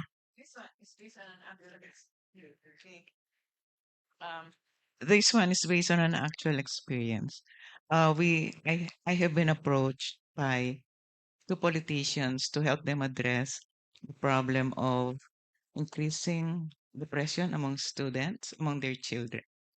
For two local government officials to address increasing depression among the public school students. And so what we did was we asked them whether we should train the teachers or train the parents. They told us that they would like us to train the parents. So what we did was we created a 6-week program on good parenting and training parents to become co-teachers. So we're talking of parents who have children who are in kindergarten up to grade 3. So we presented the problem, the cost to them. It's actually just 500 pesos per head. And for 500 pesos, a parent can go through 6 weeks of training on child development, on teaching how to read, and so on and so forth. The local government official said it was too expensive. And I began to wonder, I said, do you need help in raising funds? You know, because I thought the local governments do have the funds. And I was expressing my frustration to somebody one day, and somebody said, go to the SWD because they have the funds and they have the mandate now to teach what we call the parents or home teachers or something. So with the comments from the panel, I'm now at a loss. Do I go to the local government executive or do I go to the local DSWD? Because it's as though nobody wants to shell out the money for a very, very, very, very basic cost of 500 pesos per head for a 6-week training course.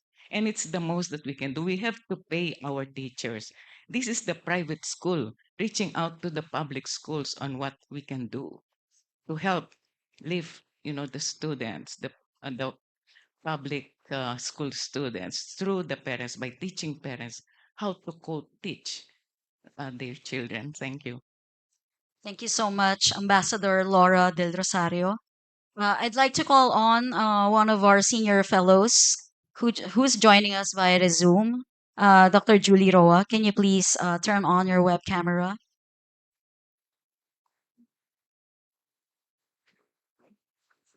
Dr. Julie? Yeah. Yes, Ma'am Cora. Okay. In our case, in Parañaque, I'm a consultant in the city government of Parañaque.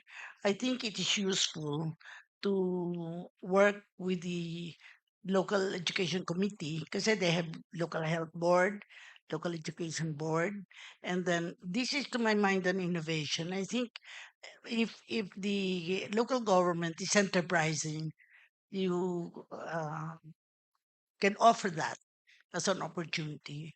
And for Parañaque, I'd like to help you for that. Okay. Thank you, Ma'am Cora. And I'd like to read the comment of Dr. Julie Roa. She said that she really appreciate the significant sharings. And she has a question for Dr. Mangahas and or any one of the panelists can answer. So this is the question in the context of VUCA, where and how should be the priorities of the AP in number one, capacity development, number two, research, at least for the next 10 years.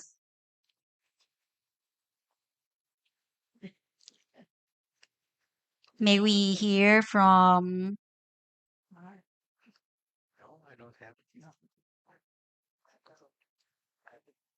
No, I don't have recommendations for priorities. Kanya-kanya yun eh. Di ba? You know what are your concerns.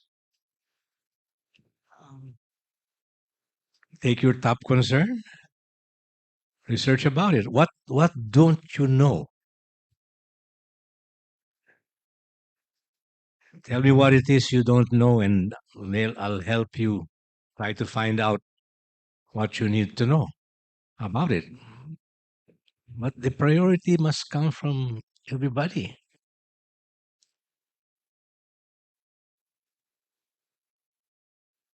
There are lots of things, that are wrong, and each of us has a certain scope.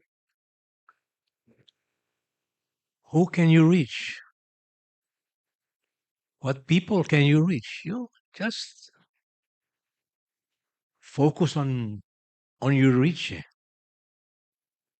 I do not know now what DAP. DAP has teaching, career executive service training. So, baka doon.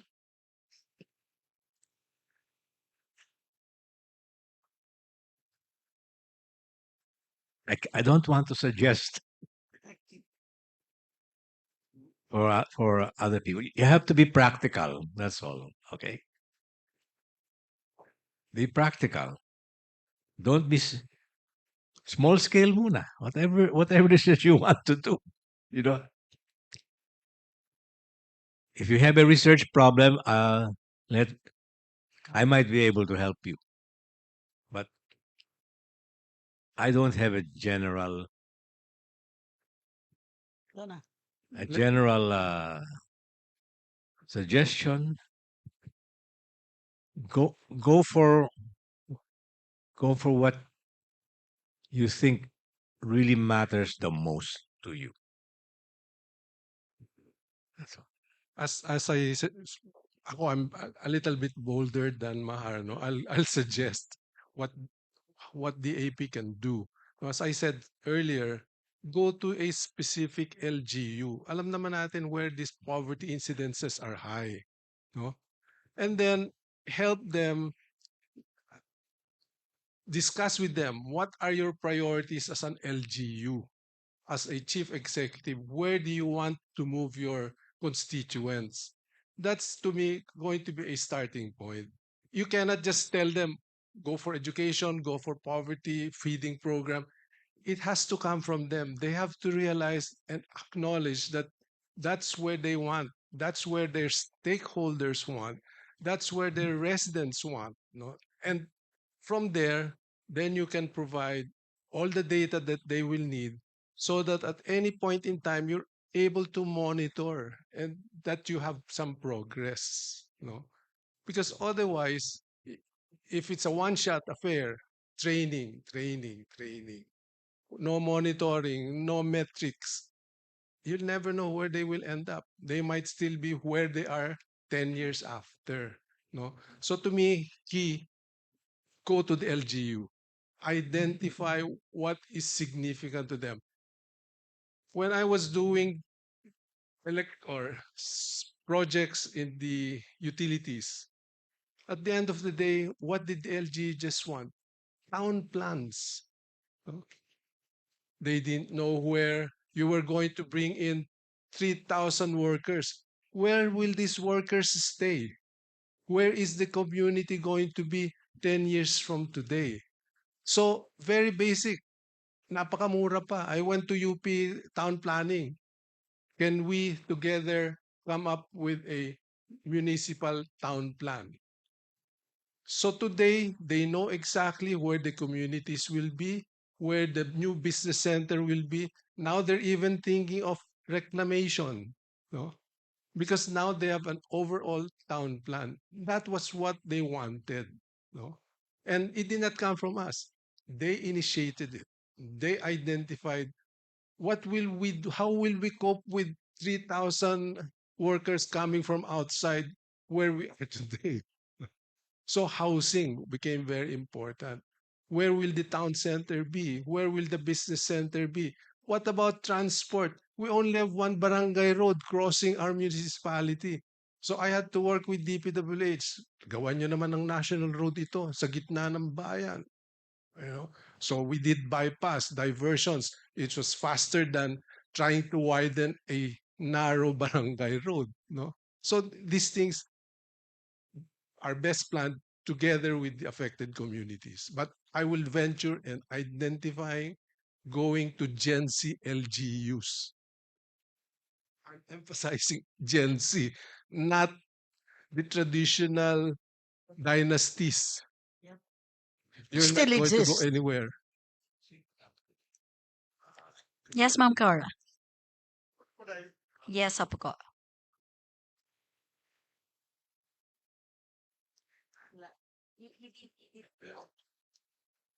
Yeah. Training, no? I think that's a good approach to help people understand what opportunities they might have or how they might solve their problem and so on. So there are a complex number of uh, challenges or issues that you have to deal with. And this is what the leaders have to address. And then they have to come up with priorities. But my additional points about what I said earlier, you've got to enable the stakeholders.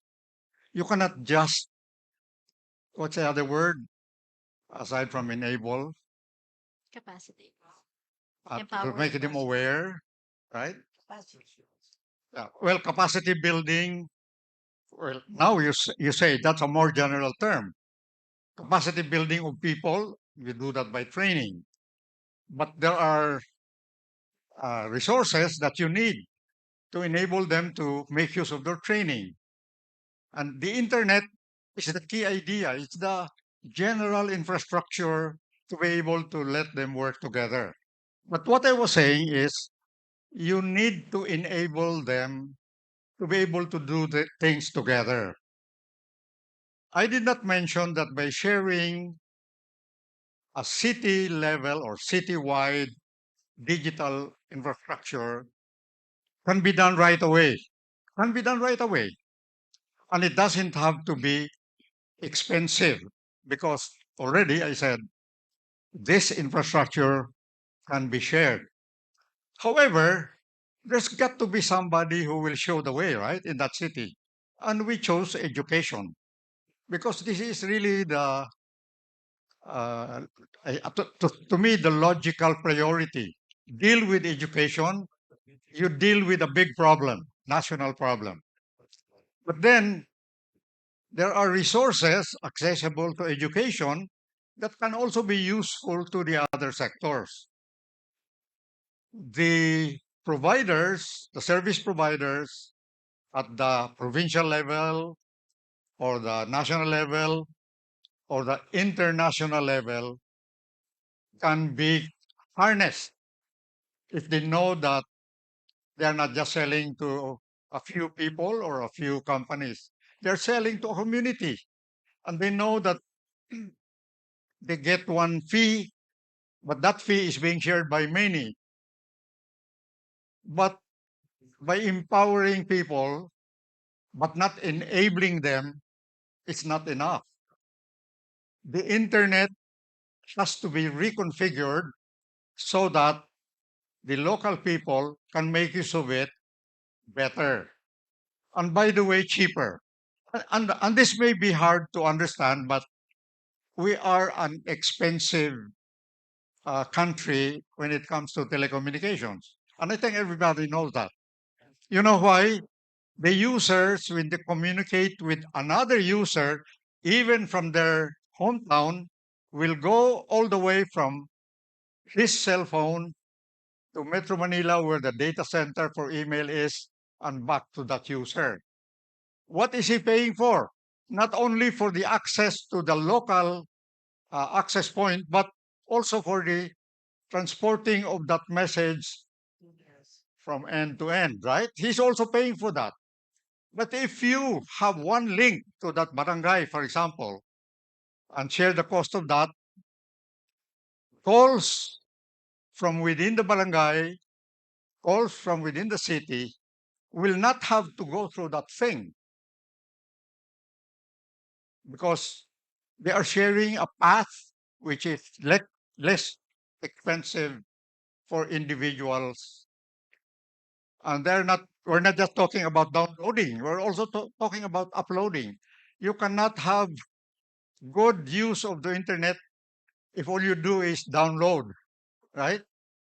You need to contribute. And why not contribute to your community? There are many complex things in dealing with digital infrastructure. But the basic thing I'm talking about is you need to help the users find out not only that their connection does not go off oftentimes, not only power goes also brown out and so on, but perhaps there is something that can be done that is better than that. And I think individually that will be difficult, but together it becomes affordable, it becomes available, and I think more importantly, the range of benefits go beyond consumer-oriented utilization, like email, like SMS, like entertainment. We're talking about making our communities lifted out from poverty by themselves, by themselves. And that's what I call you cannot just empower them, show them But then you leave it to them. You buy your own connectivity, you subscribe to that software and so on. You cannot just tell them that. They cannot do it. You've got to enable it. This set of services and goods, you've got to enable them to afford it so that they can use it. And the more they use it, the more wealth they will be able to generate, the more savings they will make, and therefore they can grow economically. This is the formula that I'm saying. Uh, at this point in time, the telcos are dealing with us individually, right? I have subscribed to a 1,599 connection in my hometown that I'm not yet using, but somebody else is using it. But the idea was, because this is broadband already, you can do more and more and more, especially if we can help you do that among yourselves. Thank you so much, Dr. Bill. Anyone else from the floor who would like to share his or her thoughts? Yes, sir. Architect. Good afternoon, everyone. Yes, it's working po. Good afternoon, everyone, and guest. Can I have a definition of poor? What is the definition that we have in the Philippines? I think Dr. Mahar can answer that. Definition of poor. In my 30 years with the government of Brunei, we try to define the meaning of poor. As we know, Brunei is a very rich country. So poverty is not like we have here. But I just want to find out what is poverty, who are starving, poor who don't have money and likely to go into crime. And that was Architect Ed Urzulia. Thank you so much, sir. Can we hear? Early on, I mentioned that in year 1992, we were using, even earlier, we were using survival, subsistence, and self-sufficiency. So, syempre, ang target, survival yung cannot afford na pagkain, they are not able to eat, they're not, no housing, no health, no, yung, kumbaga, kaya nga survival. Pero, the objective is to move them from survival to subsistence. Subsistence means kahit papano, kakain sila, kahit papano may tirahan sila. And then the third, self-sufficiency, okay na sila. Pero again, nagbabari according to the areas, no? Kasi I remember when I was a regional director sa Banton, Romblon, kung nakatira lang doon, mga maliliit na bata at saka yung mga matatanda. Bakit? All of the workers were out of Banton to be able to work outside. So, paano naman yayaman ng lugar na yon kung mga bata lang nandun tsaka mga lola at lolo? That's just an example of my own experience there. Yes, Dr. Mahar. In our survey research, sir, we have been asking regularly our respondents what they need in order not to be poor.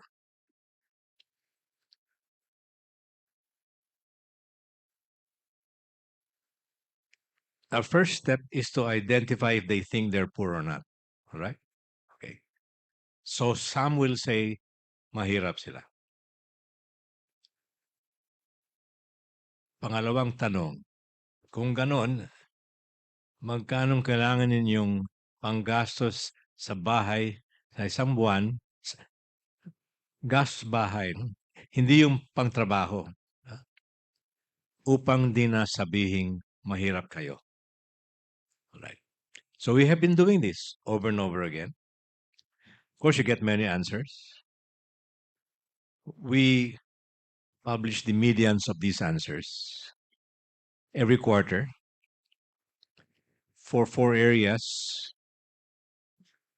NCR, Balance of Luzon, Visayas, and Mindanao. If you look at our reports, you could see what those numbers are. And that can be a guide. That's one. We also ask a similar question to those who say that the quality of their food is poor. Uri ng pagkain ay mahirap. And then we have a follow-up question, kung ganon, magkano kailangan ninyong panggastos sa pagkain sa isang buwan upang hindi na sabihing mahirap kayo? And there are many answers. No? And we publish the median of those answers for those 4 areas. That's on the website also, right? And they're available every quarter. That data can be analyzed some more. For example, we have analyzed it by size of the family. An interesting thing there is that it's nonlinear. Siyempre, mas malaki kung mas malaking pamilya nila. But it's not proportional to the family. It's not based on the number. And that to me is a technical improvement over what the government is doing, because the government keeps using per capita poverty lines. Per capita means kung doble ang pamilya ninyo, dapat doble din ang poverty line ninyo. Hindi ganon, no? You don't need a double size house. You don't need a double of everything. You see? If one would like to know that, actually, our data could be analyzed, right? And we would invite people to come and help analyze it. Because we cannot pre-analyze for everybody, right? But we have it. And we keep saying, it's not linear. No? So it could be made more realistic that way. Right? So we have that could help you in terms of how do people themselves define poverty, right? And that's what we're doing. And the data are there, and we can share it. Just inquire, about it. But although I would warn you that it would probably need more analysis, and we cannot be the analysts for people. Okay, we're keeping the data, but we need people to come in, look it over, and analyze it some more. Right? It's not available at the push of a button, just like a library. You can't let the librarian read the books for you. The librarian can tell you ito, but you study it and then you tell us what's for it. But that's not an ex cathedra poverty line from above. That's the poverty line from below. We have such data, and we can share that kind of data. Which you say, what is it? Walang what is it. Except kung ano ang kailangan ng mga nasa ilalim. Right? And that's how we could help from our own institutional point of view. Right? It's different from the top-down approach, where you ask the nutritionist the needs. That's one of my complaints. Actually, I think in every area, people could make their own poverty lines. And why not? Why not? And just say, dito, ang kailangan namin ay ganito, ganito, ganito. And then, monthly, i-compute nila kung magkano yan. And then share it so that people will know. That's already a help to do that.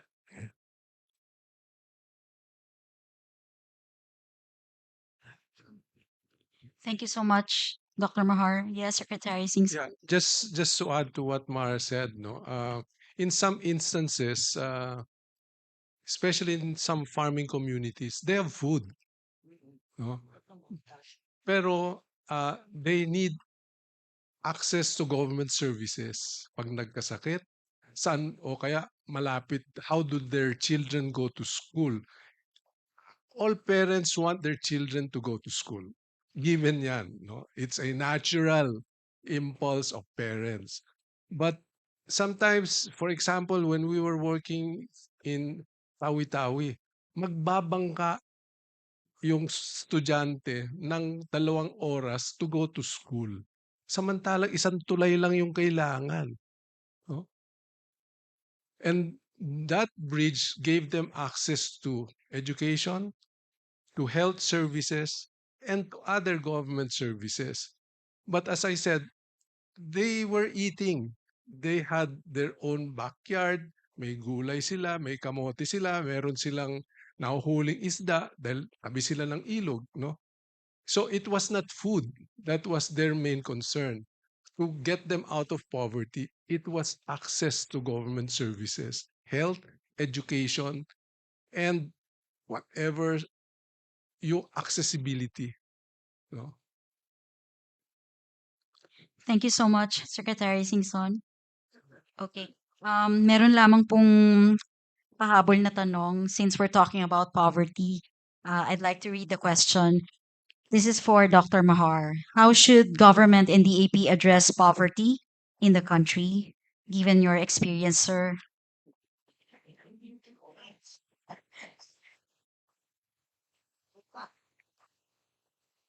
Bukas na.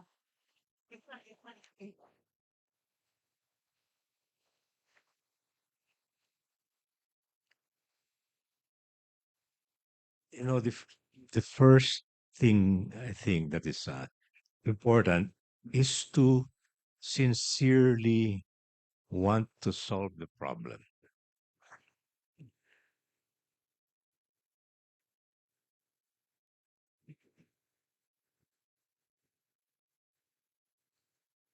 Have an identification system and use it.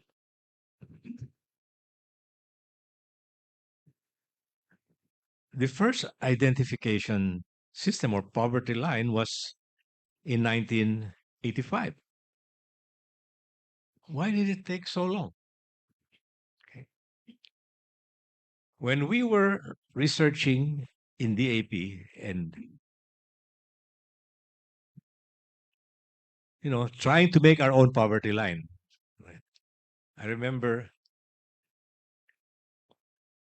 an usyosong taga World Bank who said you should not make a poverty line at all. Why? Because, he said, you're going to generate expectations. If you say, ito ang kailangan nila ng isang tao, you're going to generate people thinking, well, then I ought to be given that amount of money to eat, that amount of income. I deserve that, right? And I would agree. Yes, it will generate expectations. But what's wrong with generating expectations? Huh? Right now, the government is not adjusting its poverty line only once every 3 years. Why? It doesn't want it to be discussed. That's what it seems to me. Gusto nila tahimik lang. Why not let every LGU make its own line if it wants? And then say, dito sa amin ganito. Ayaw ko sa inyo, pero dito, ito at ito ang target namin sa mga mamamayan dito. And just challenge them. We're not saying we can give it, but there is a target. Oh, there is a target, and we will do our best for people to reach that particular target. That's a tough thing to do, you know, by itself. Demonstrate your sincerity. Say, basta sana ganito, and let the numbers speak for itself. Salamat By the po. way, it's this median in Metro Manila now for not being poor is 20,000 pesos per family per month. 20,000 pesos per family per month for home expenses, not including pamasahe, and other things, not including expenses needed to earn, but just expenses for the home.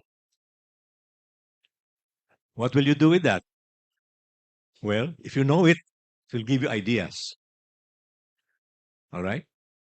That's all I'm saying, you know. You have information, it will give you ideas. It will encourage you to do something. It might make you disappointed, might make you happy. But it's better than not having anything, not knowing anything. What you need? 667 pesos per day. We're not asking it per day. We're asking it per month for the family, for month. And this is because that's how they can di naman nag-iisip ng araw-araw eh. Ang mga you're asked, magkano ang panggastos ninyo sa pamilya sa isang buwan? That's the normal unit, right? And that doesn't change very much from quarter to quarter. In fact, that flips up and down. When it doesn't change for one whole year, which often happens, we say people are just tightening their belts. You know, they're tightening their belts kasi hindi naman nila tinataas ng paunti-unti. You know, they're just tightening their belts. But at least you know something. So, another question we ask. Okay, so ito ang kailangan ninyo. Magkano naman ang kulang ninyo? All right? Okay. So what do we get there? That's called the poverty gap. If my memory is right, and don't, it's in our report, so don't. If my memory is right, in NCR, it's 10,000. The median. Half of the poor say that they lack 10,000 to reach their own threshold. Right?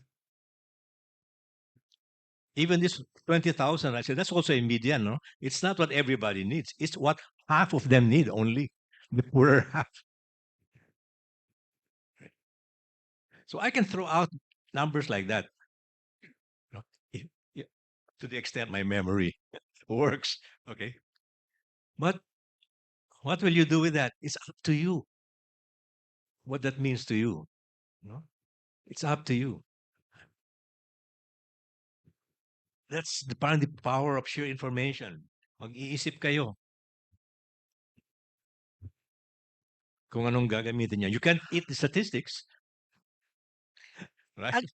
Actually, yung mga mahirap, they have two jobs, yung regular job tsaka sideline. In fact, nung mauso yung mga online, parang they're doing a lot of work, pero hindi naman measure magkano talaga ang earn nila. Parang I guess, they're able to survive on their own bootstrap, so to speak, dahil may opportunities that they themselves take advantage of. Pero in one community, merong nabigyan ng ayuda, nagpa-rebond. So, saan ginamit ang pera? Hindi para sa hindi sa para pangangailangan ng pamilya. Yung gusto niyang mangyari sa kanya. Kung binigyan ng 8,000 pesos, pero ang rebond niya ay 5,000, di 3,000 lang natira sa pamilya. Well, bahala siya kung anong nais niyang gawin doon sa mga ayuda. No? We have also data about who's receiving some ayuda. We ask from whom is the ayuda, and you can classify that into relatives, friends, government, non-government, and we also have another question on form of the ayuda: money, loans, employment. The the as far as I remember now, the ayuda from relatives is not as dominant as it was before. In other words, the governments also get into the picture. Years ago, it was almost 70% is only your relatives and friends who are helping you. Ngayon, mas dumami ang mga kwan galing sa government. Non-government, very small. Non-government mga churches like that, very, very small. Tsaka ang difference, if you have relatives abroad, yung overseas Filipino workers na nagpapadala ng pera. Yes, So that's an unseen. Hindi nakikita yan, hindi na-factor yan ilan ng contribution. Well, tinatanong din namin yon kung meron silang kamag-anak So, sa abroad, no? And so we could distinguish yung mga pinapadalhan at yung mga hindi. And typically, better off ang yung mga nakakatanggap. No? So we would encourage that, siyempre, they're better off. So the more opportunities to go abroad and to earn, the better for the people. Thank you. Thank you, Dr. Mahar. Before we call on the some of our guests for their questions, I think Paige has a question, relevant question.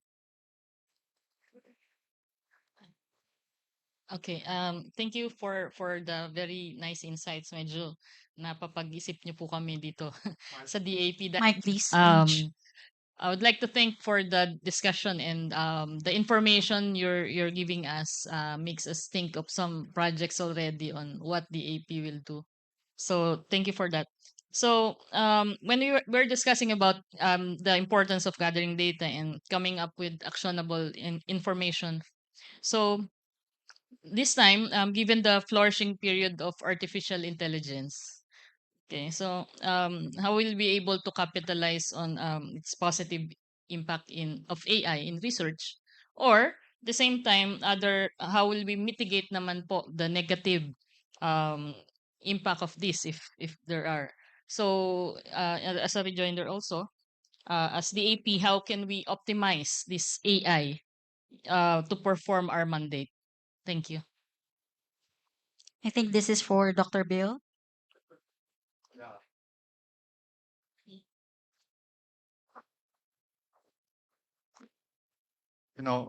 AI is a controversial thing nowadays, right? And I think it does not have anything to do with the technology. It has to do with the way the technology is used. Okay? So, siguro, I have a different perspective on trying to find out whether AI is useful or not. People sometimes focus on the benefits, and this may be exaggerated, right? But I think people should take a look at the, how shall I put it, the way you use it, not as an individual, because as an individual, you have to buy it from somebody. The service that has AI component, you have to buy it. But if you want to use it, let's say in a group or in a community, this is where you look not at the cost or the immediate benefit, but the usefulness of it in general, right? So AI, some people think it's In fact, in the Philippines, there are moves to promote AI extensively. But I have a feeling that if you want to learn AI because you want to go to another country like Singapore or Japan or whatever, and then you use your knowledge there, okay yun. But can you use it in the Philippines? Maybe the Ayalas and the banks and so on, they can use it, they can afford it. But what about us, the lower level sector, medium, small? I think we have to think of how to use it in the context of our situation. But let me just relate that to the problem that Mahar was trying to explain. You know, I learned about this method more than 20 years ago. More than 20 years ago, somebody surveyed a town in northern Quezon. I forgot the name of the town. It's either northern Quezon City or southern or Marikina. Okay, that part. And the survey was not asking individuals. It was asking community. To make a long story short, they were able to say that in that community together they have 1.5 million per month uh, that can be used other than for necessities. Okay? This was way before the internet was available to them. In other words, if a community knows that it has 1.5 million, perhaps somebody can be creative to find out how to convince those who have extra income to invest, come up with an opportunity to generate more income in that community. And this is what I am trying to push. If you approach things at the community level, you just don't save costs, which you will, for sure, but you will also gain opportunities.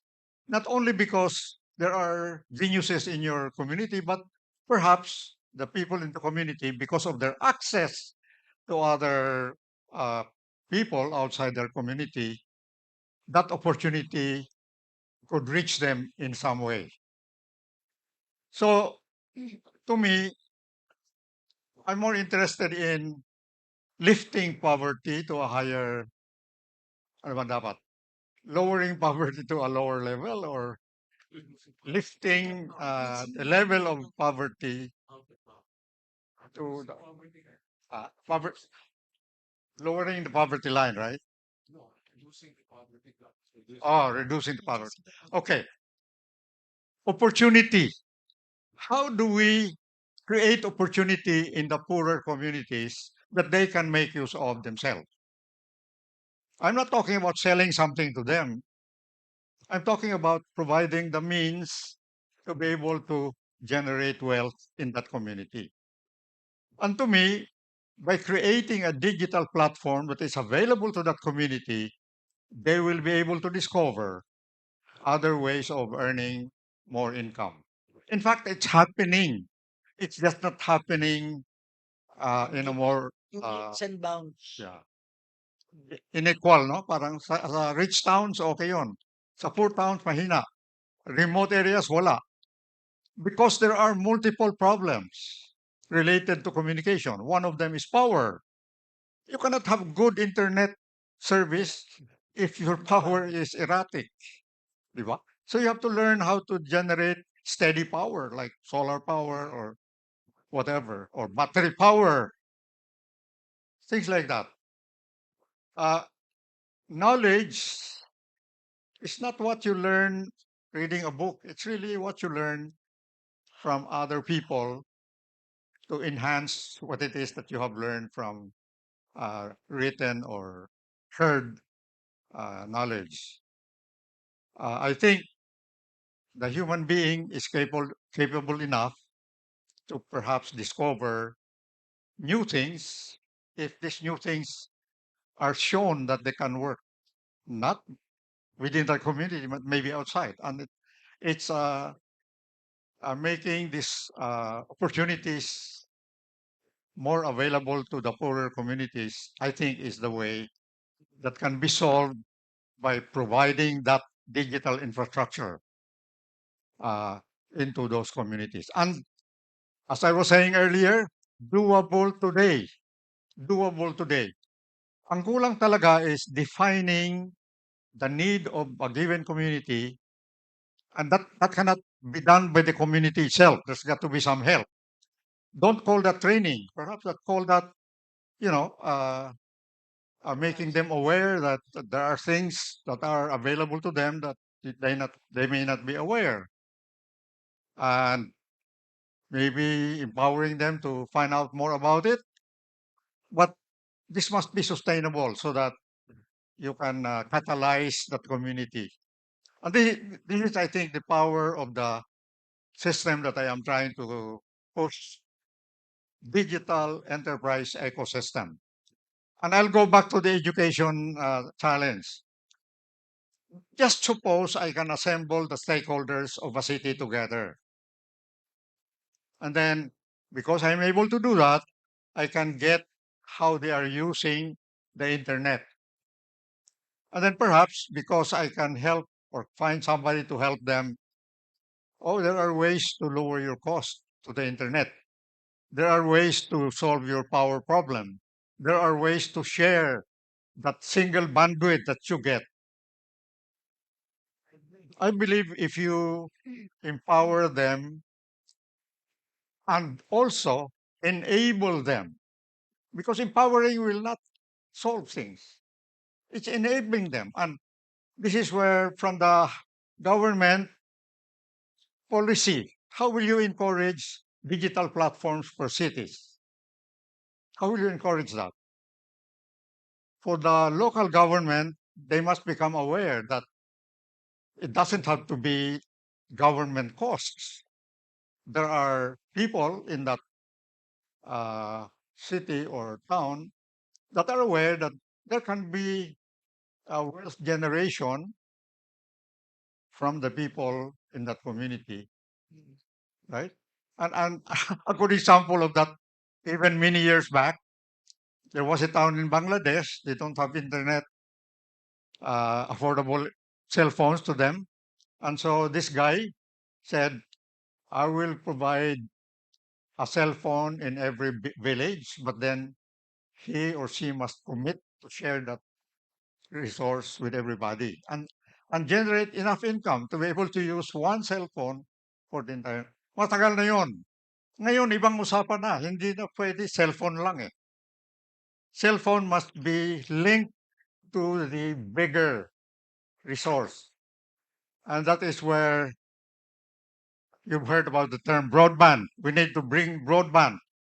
But not everybody can afford broadband. Therefore, a few that can afford it can now make such resource shared by others who cannot, by simply putting things that are accessible to all. Okay? So that's the approach that I'm saying that is still lacking in our country. The community approach, and a technical term that I'm using is the ecosystems approach. In my radio program, I have a punchline. Hindi kasalanang maging mahirap. Higit na kasalanan ang hindi magsumikap. The word magsumikap is the key word na you don't expect government to make you magsikap. You've got to your own bootstraps. Para sa akin, yun ang dapat na-emphasize. Thank you. Marami pong salamat. In the interest of time, I will be calling one more to share her insights or questions. Ma'am, kindly state your name po. Ma'am, you were raising your hand earlier po. Nakaalis na po. Sige po. I think we have a question from Dapper. Yes. Hi and good afternoon. First and foremost, I would want to thank everyone for the stellar job for telling us about your stories because I'm actually quite new to that, and it was awesome for me to hear your stories. So my first question is, and my first and last question rather is, as Dappers, how can we make data research be appreciated by the normal average Pinoy or the normal one outside? Because I think that's the most important problem that we're facing today with all the backlash against anti-intellectualization and everything else. How can we make it matter to the average Filipino? Thank you. Thank you. Your name? I'm Danilo Lorenzo de los Santos from PDC. Well, thank you. Okay, Danilo. Very quickly po, pwede po ba nating i-address yung kanyang katanungan? Yes, Dr. Bill. Ah, I thought you were...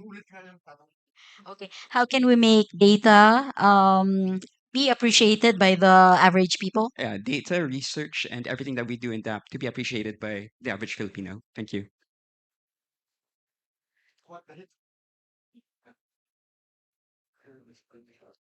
Can I give a quick reply? Opo, very quick reply po, Dr. Ma. Reply. We have a website. We have every week we have reports on it.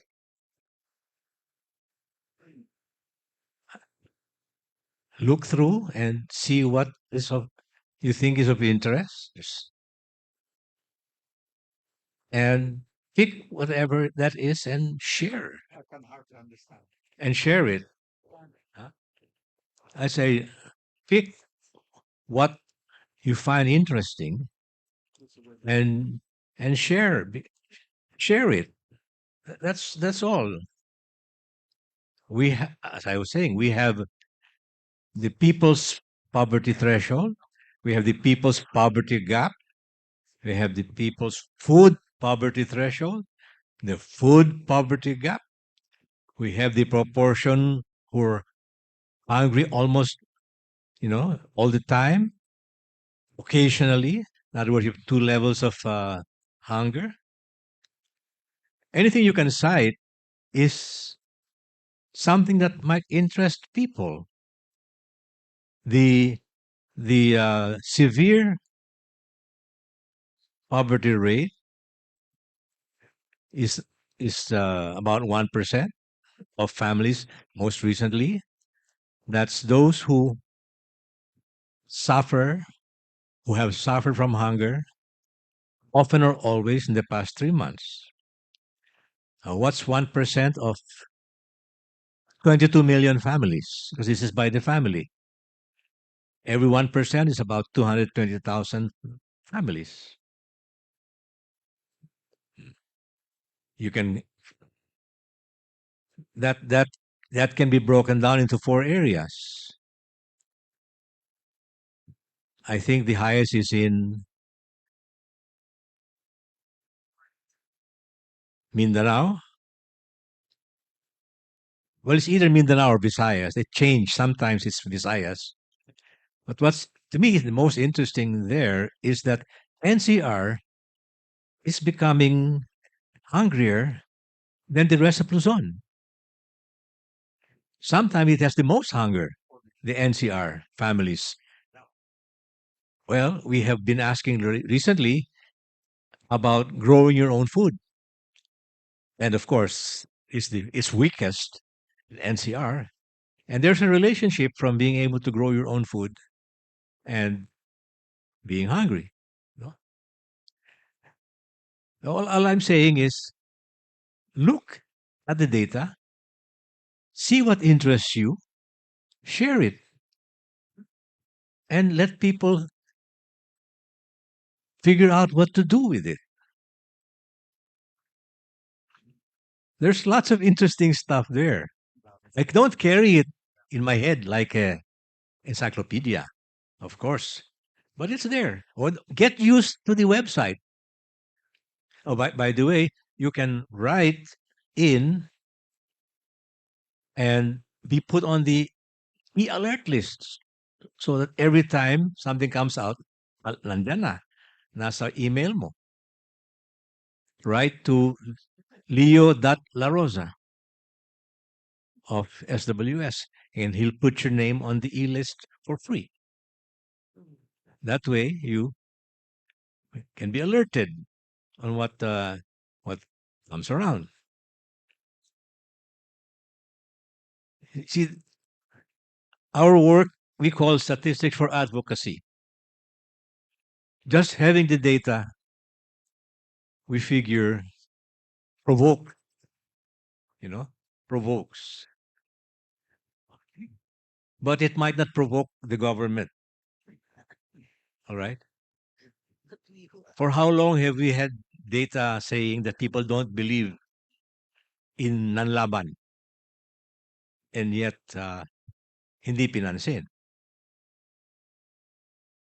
Right? So you just have to keep on saying it over and over again.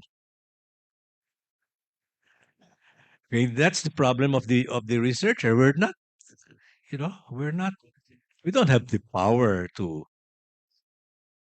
control matters, but it's all information. What I recommend is find out more information for yourself. And there are institutions like us who have it around. It's not all we would like to have, but help disseminate. What we're trying to do is to make it up to date quarterly so that you cannot say, oh, matagal na yon. Hindi, quarterly. Okay?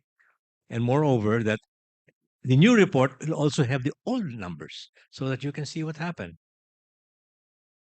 Hindi pa nyo tinitingnan, no? You're not habitually looking for data. That's why you should be get used to it. Then maybe you'll have a better sense of what's happening. Thank you. Yes. Thank you, Dr. Dr. Mahar Mangahas, and thank you so much to our three panelists. And thank you for participating in this open forum. In the interest of time, naririnig din po natin na kumukulog na sa labas. We will now end this open forum. And at this point, we will now award the plaques of appreciation to our guest speaker and panel reactors.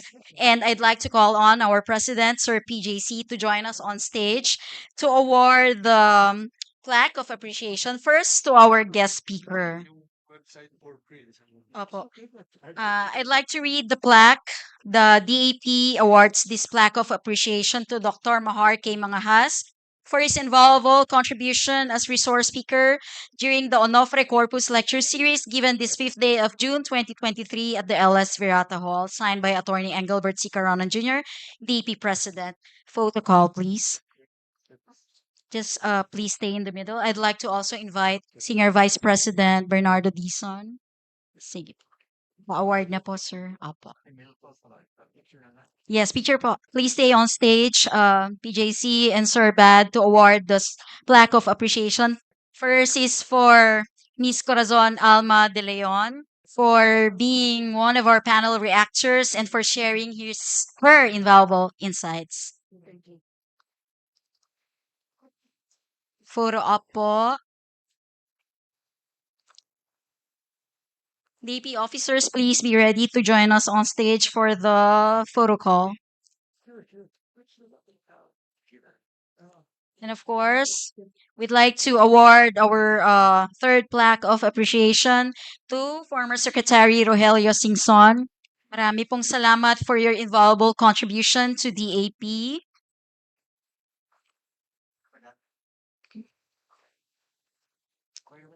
And the last award is none other than Dr. William Bill Torres. Thank you, Dr. Mangahas, for opening the ODC Lecture Series, which is part of the activities as we celebrate the golden anniversary of the Development Academy of the Philippines, or DAP. Our gratitude also to our reactors, former DAP Chairperson and eminent fellow Corazon Alma de Leon, former Secretary Rogelio Singson, and DAP eminent fellow Dr. Bill Torres, as well as to the DAP eminent and senior fellows joining us this afternoon. The ODC Lecture Series will happen every month from June to November of this year.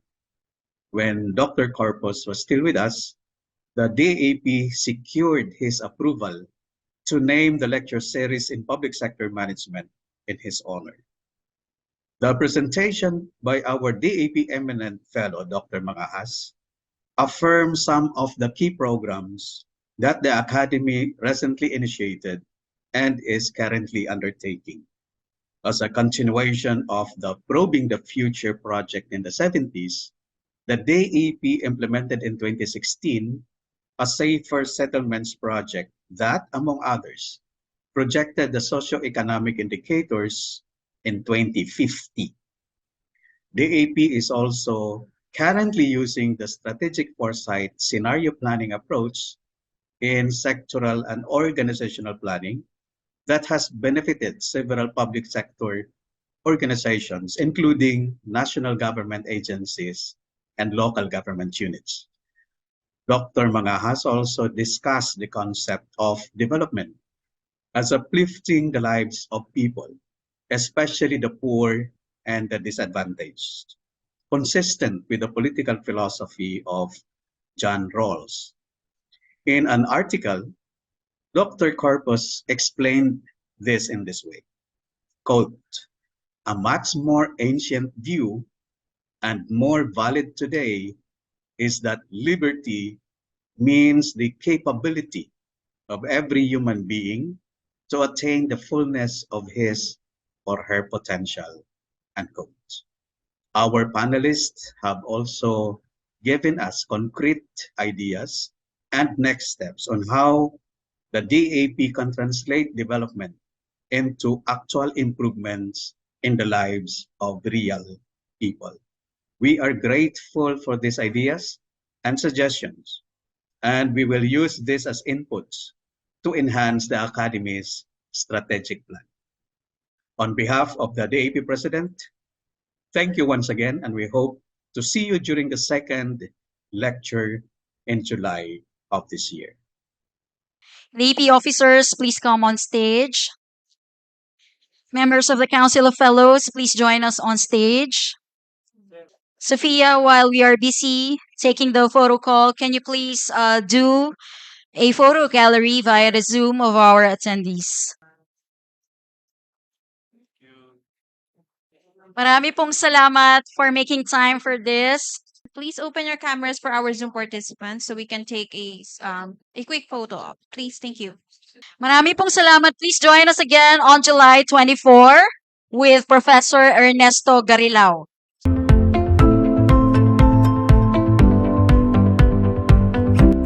You are watching the event highlights of the Onofre D Corpuz Lecture Series, the relaunch, organized by the DAP Council of Fellows and the Institutional Marketing Center.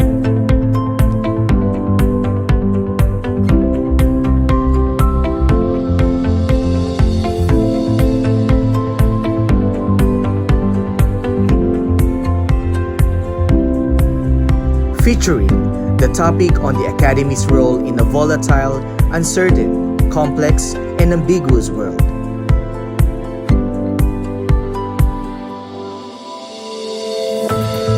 As discussed by eminent fellow Dr. Mahar Mangahas.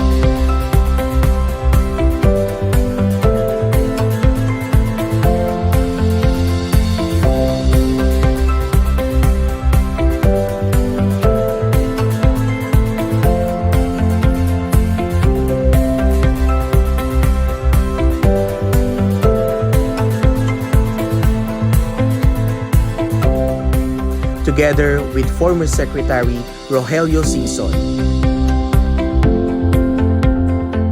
Ms. Corazon Alma de Leon, and Dr. William Torres.